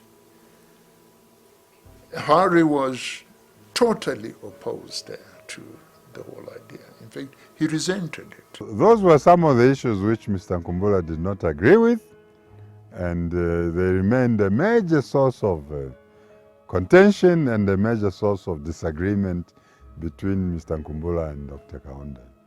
He knew Nkumbula would see the one-party state proposal for what it really was, and Kaunda knew old Harry would raise hell on this. So he tried a clever move. When Kaunda appointed a commission to investigate the one-party state and propose a constitution, he appointed Nkumbula and Nalumina Mundia, who were at that time working together on that commission. But of course, they both refused. Kaunda's choice of the commission's chairman was a masterstroke. The southern province was the biggest stumbling block to the establishment of the one-party state. By appointing one of their own to lead the commission, Kaunda hoped that would make their resistance less virulent. The temptation to abandon the multi-party dispensation grew stronger as UNIP grew weaker and more internally divided. By 1972, UNIP was in such a weak position. Mwansaka Pwepe had broken away to form his national party from UNIP, carrying with him a lot of very, very powerful people, leaders from the northern province. Later on, Naumino Mundia also broke away, taking with him some very influential people from the other parties. So UNIP was really in a state of disintegration. Between 1971 and 1972, moreover, the possible electoral alliance between a resurgent Congress and the newly formed UPP, Kapwepwe splinter party, terrified UNIP. They were especially disturbed by Kapwepwe's by-election victory in Mufulira West late in 1971, where former ANC voters, Mufulira being an area of historical strength of the ANC, voted solidly for Kapwepwe. This was the first electoral defeat experienced by UNIP in the Copper Belt since independence, and it illustrated quite graphically that a coalition between ANC and UPP could pose a significant threat to UNIP. Mainzajona retained a thick report which he handed to Kaunda with a lot of pomp and ceremony. Kaunda moved quickly, tabling the one-party state bill in parliament. Nkumbula and Mundia proceeded to file an injunction in the High Court to stop the one-party state. Nkumbula proposed suspending debating the bill until after the High Court hearing on the petition. But Speaker of the National Assembly, Robinson Nabulyato, ordered the reading to proceed. And a week later, High Court Justice Doyle threw out Nkumbula and Mundia's petition. Back in Parliament, the bill passed with the required two-thirds majority. He declared what Ian Smith, who followed with the bill, Ian Smith once described the one-party state as a politician's dream. You make all opposition becomes illegal, and then you can rule forever. You may even believe, in some cases, if you have enough bogus priests around you and the chapel of St. David or something, you may even believe that you will not only rule forever, but live forever. Kaunda was finally a legally sanctioned dictator. But he knew without Nkumbula on his side, the new law meant very little. Hari still controlled a large part of the country in southern, central, and western provinces, as well as Mufulira in the Copperbelt and Kawambwa in northern. As long as the ANC continued to exist, those areas may as well be sovereign states on their own. That was the time when Kenneth Kaunda sent me to go and call Hari Nkumbula to State House to go and have a meeting with him. But before Skotawina, Kaunda had sent two cabinet ministers, Solomon Kalulu and Axon Soko, to try and persuade Hari to the one-party state idea. That didn't work. Then Kaunda remembered Hari's close relationship with Scotta. He had used Scotta once before in the 1962 coalition dance. It was time to cock that gun once more. It was a real crisis that could have led to the paralysis of this country. The liberation struggle in Southern Africa was not developing well at all. And there was a lot of pressure was being put by South Africa, Portugal. It was really a crisis, and we really needed the one-party state. But Kenneth Kaunda could not declare a one-party state at that time because UNIP was in a state of disintegration. He needed Hari Nkumbula. And that was when Hari Nkumbula, that morning after the Emerald, when I took him there. Kenneth Kaunda explained the crisis to Hari Nkumbula. And Hari Nkumbula said, for the sake of the nation, I'll tell all African National Congress branches now to support you, to save this nation from collapse. But Nkumbula knew he was being given the tour of a Potemkin village. The traditional interpretation, then, is that the inception of the one-party state was a means to contain factionalism within UNIP and to prevent the country from breaking apart, basically. That's how countless observers and political scientists have explained it. Nkumbula understood it differently. Nkumbula viewed it as a last-ditch resource of an increasingly fragile and discredited political class, whose sole intention by this stage was to cling on to power. Hari Nkumbula said, you see, I want to go to the southern provinces. This is a delicate issue.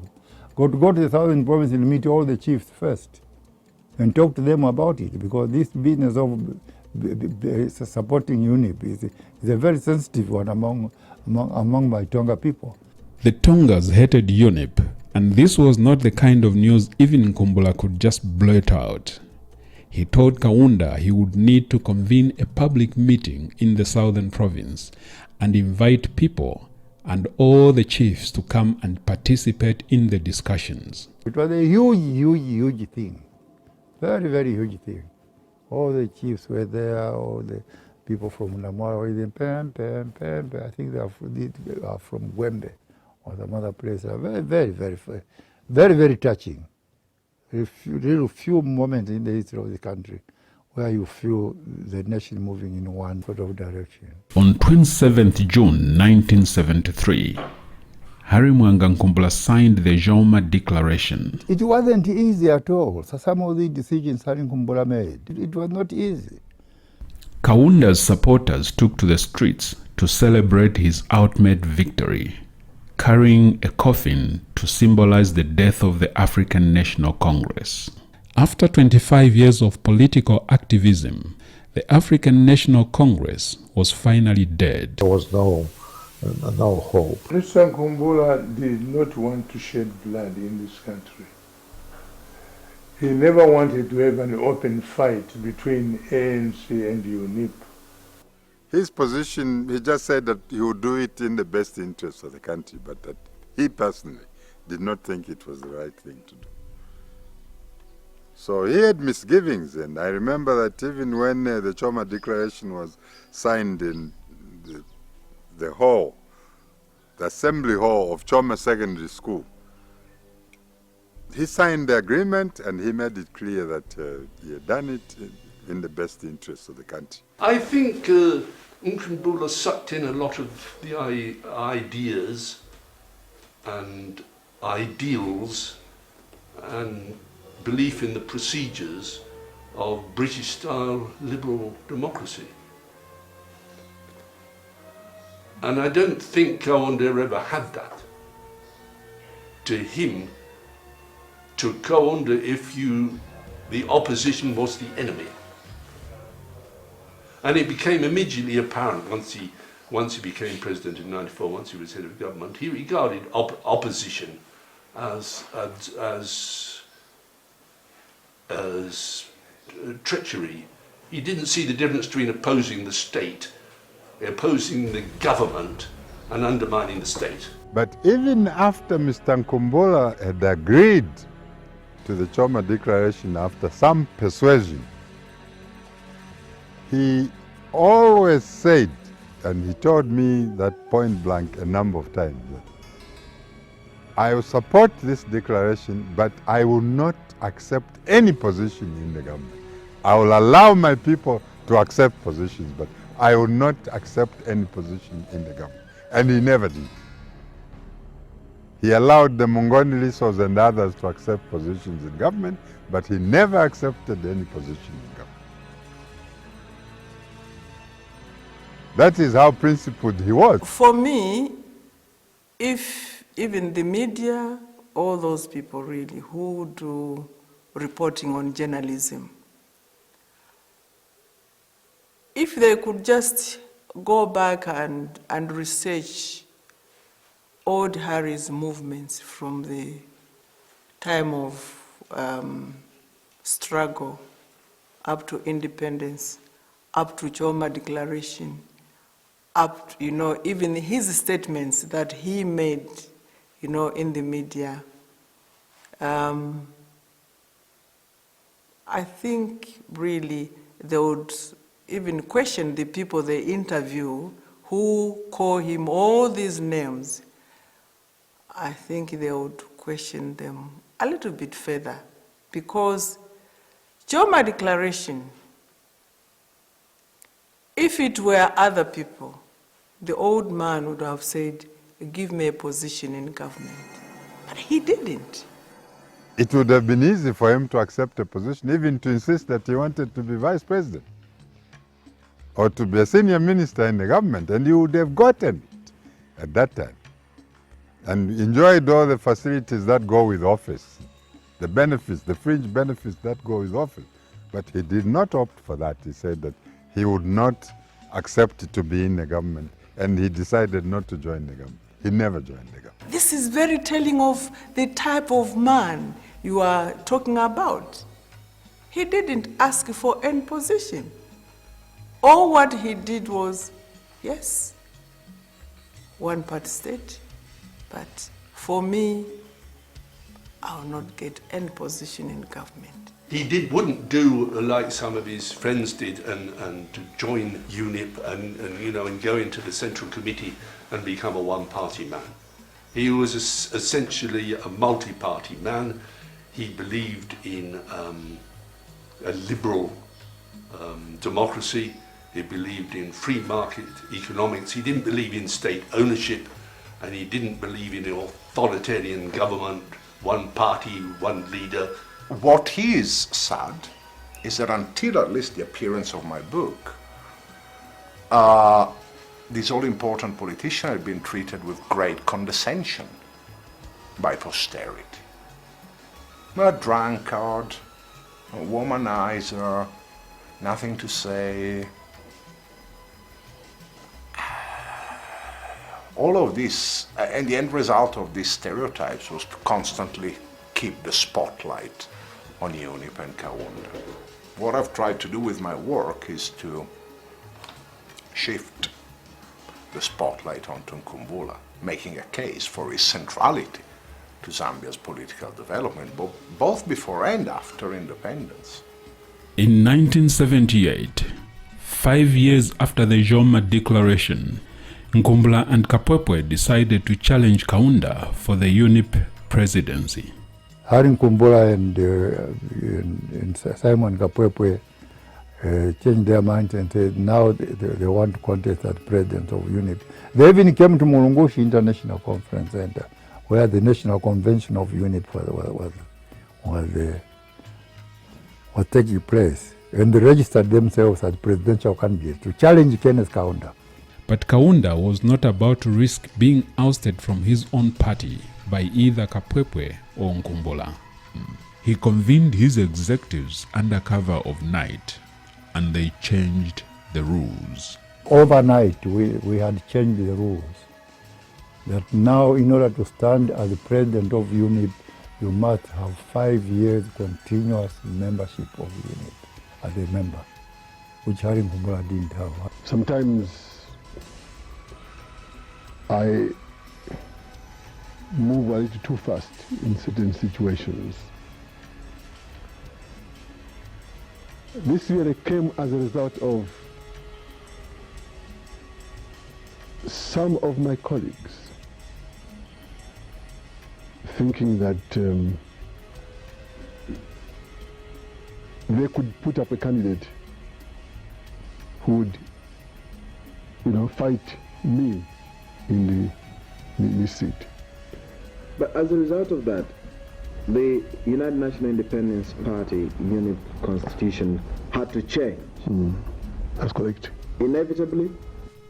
As happens with all dictators, after 3 decades at the helm, Kaunda had finally run the country into the ground. Education was a shambles. Painkillers were hard to find in health facilities, and the shop shelves were empty.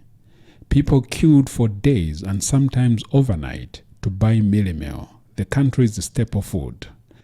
All basic commodities like soap, cooking oil, sugar, bread became hard to find.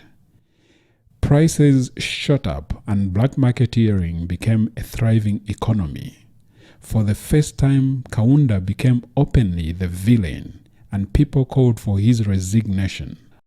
On 17th December 1990, Kaunda reluctantly acceded to the demands for the reintroduction of multi-party politics. He signed the bill that repealed the one-party state. I'm glad, therefore, to take this opportunity to say now, those who want to form their small parties are most welcome, provided they know that we want peace in Zambia, peace, stability, unity, and development. This fellow is signing on behalf of 8.5 million Zambians. Date of assent is 17th December 1990. International observers, no problem. The only thing is that we said, let them come from anywhere, from any quarter, including Mars. Let them come. Kenneth Kaunda, one of the best-known African leaders, lost hopelessly in the country's first elections in 27 years. The wave of democracy that's gradually moving across Africa hit Zambia last week and swept Frederick Chiluba into power. Chiluba promises to end Kaunda's version of socialism and bring in free market policies and privatization. Last week, Kaunda was finally humbled as Zambia's 3 million voters gave a dramatic verdict against him. He polled just 20% of the votes, while the opposition candidate, Frederick Chiluba, of the Movement for Multi-Party Democracy, the MMD, got the rest. Chiluba promises to end the nepotism and corruption that characterized the later years of Kaunda's rule and introduce free market policies to revive the crisis-ridden economy.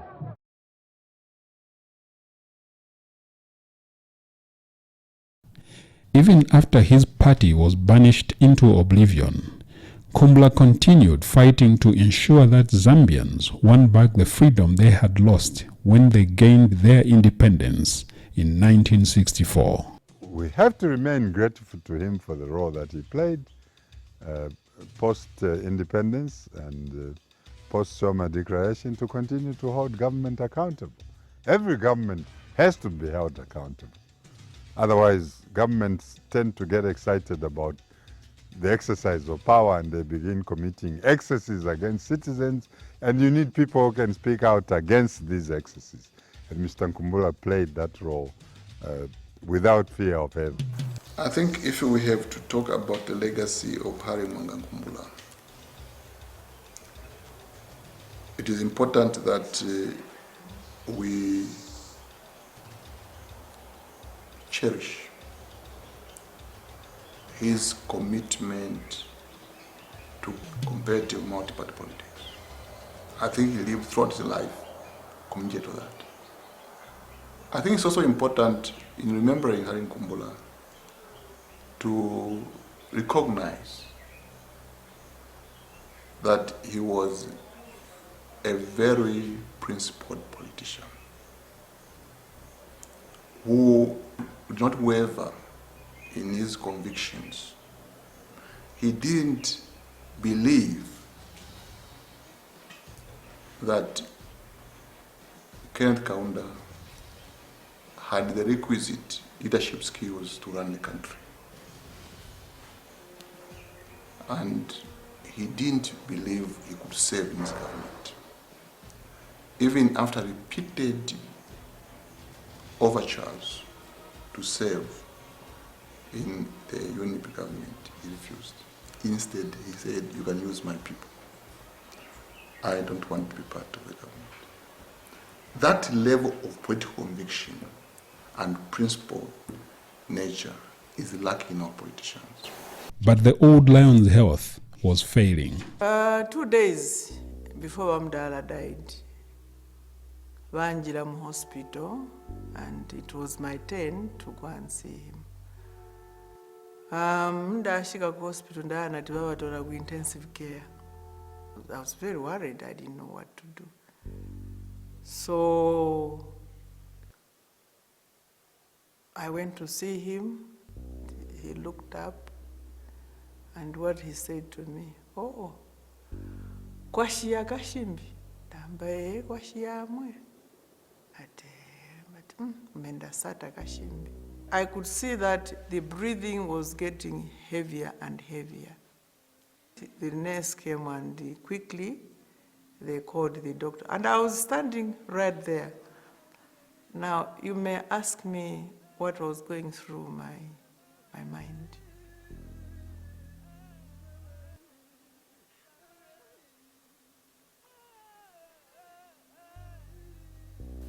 That was it. The old man died in my presence, and I was holding his hand. So, for me,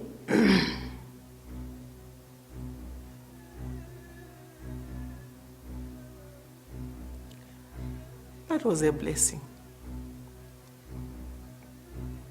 a blessing which I'll never forget. And nobody will ever take it away from me. So I saw him, I watched him go.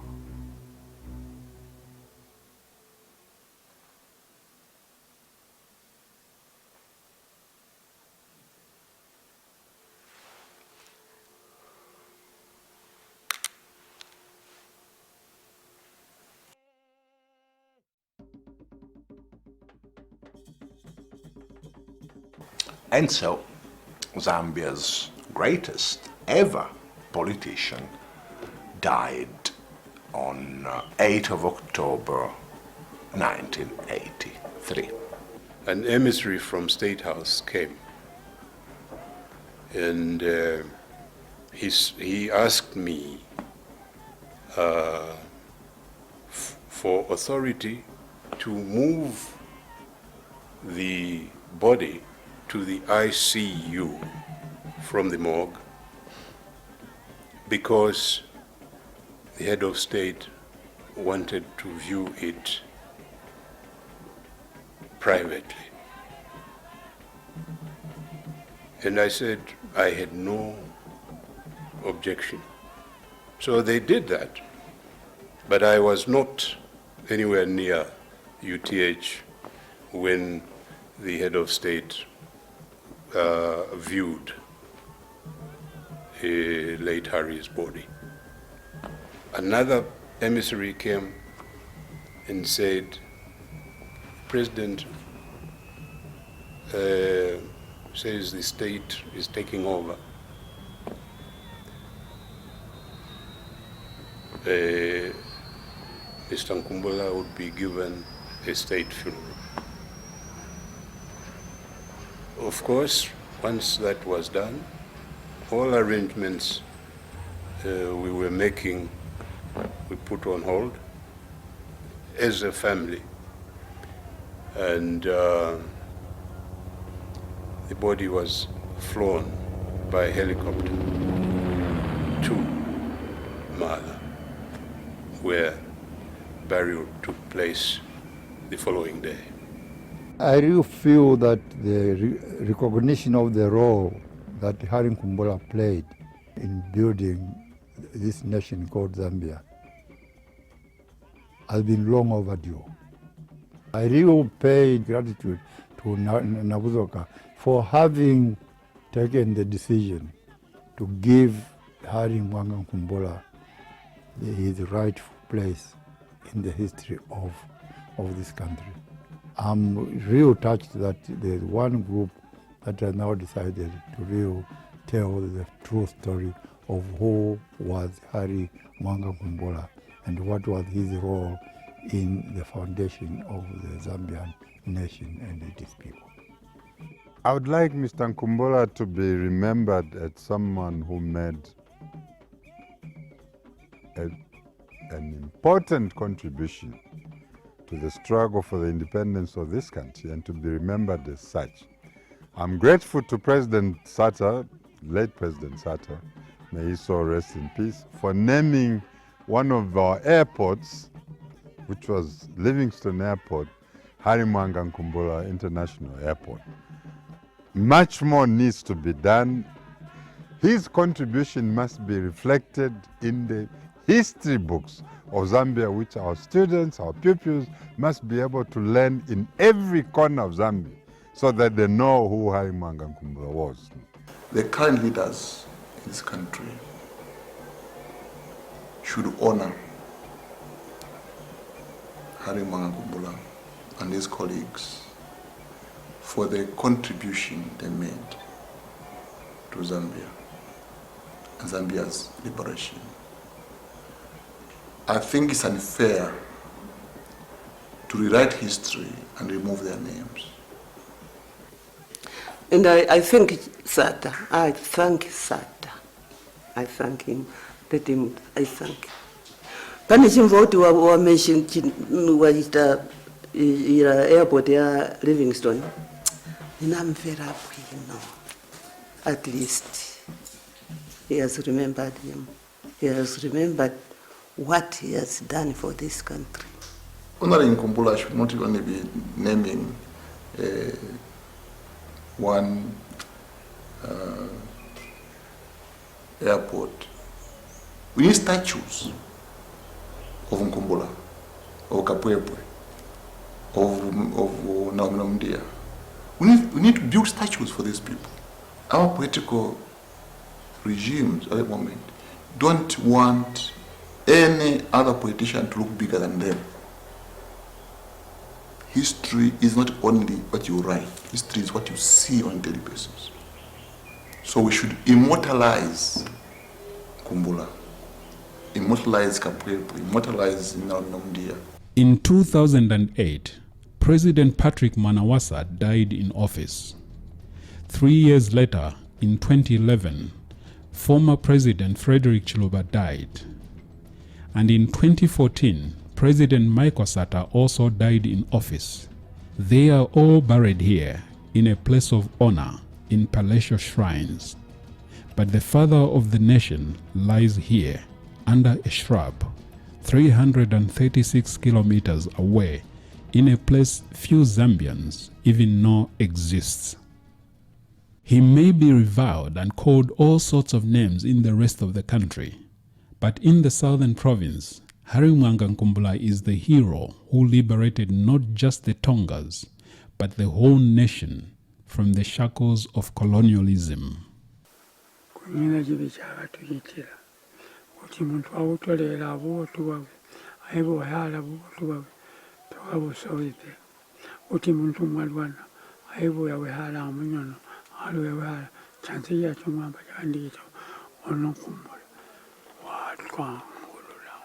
Wakati busike ikulalirwa muhendu ngoka wonke wakati busike ikubweserwa nkulu wakati busike ikubwesa mukuwalweso kuyabuthemba kwe kumusiya kwajongo wakati busike kuyabuthemba mukuwa kwa kumusifamoja chotumuyandira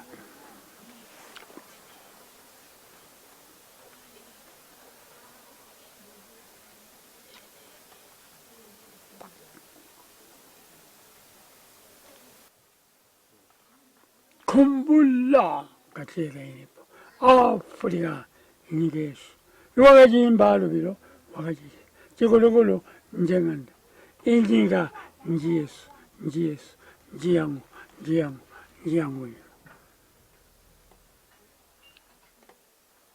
tutamuyandi. He was a very good father. We had good times. He was a very, very caring parent and always wanted the best for his family.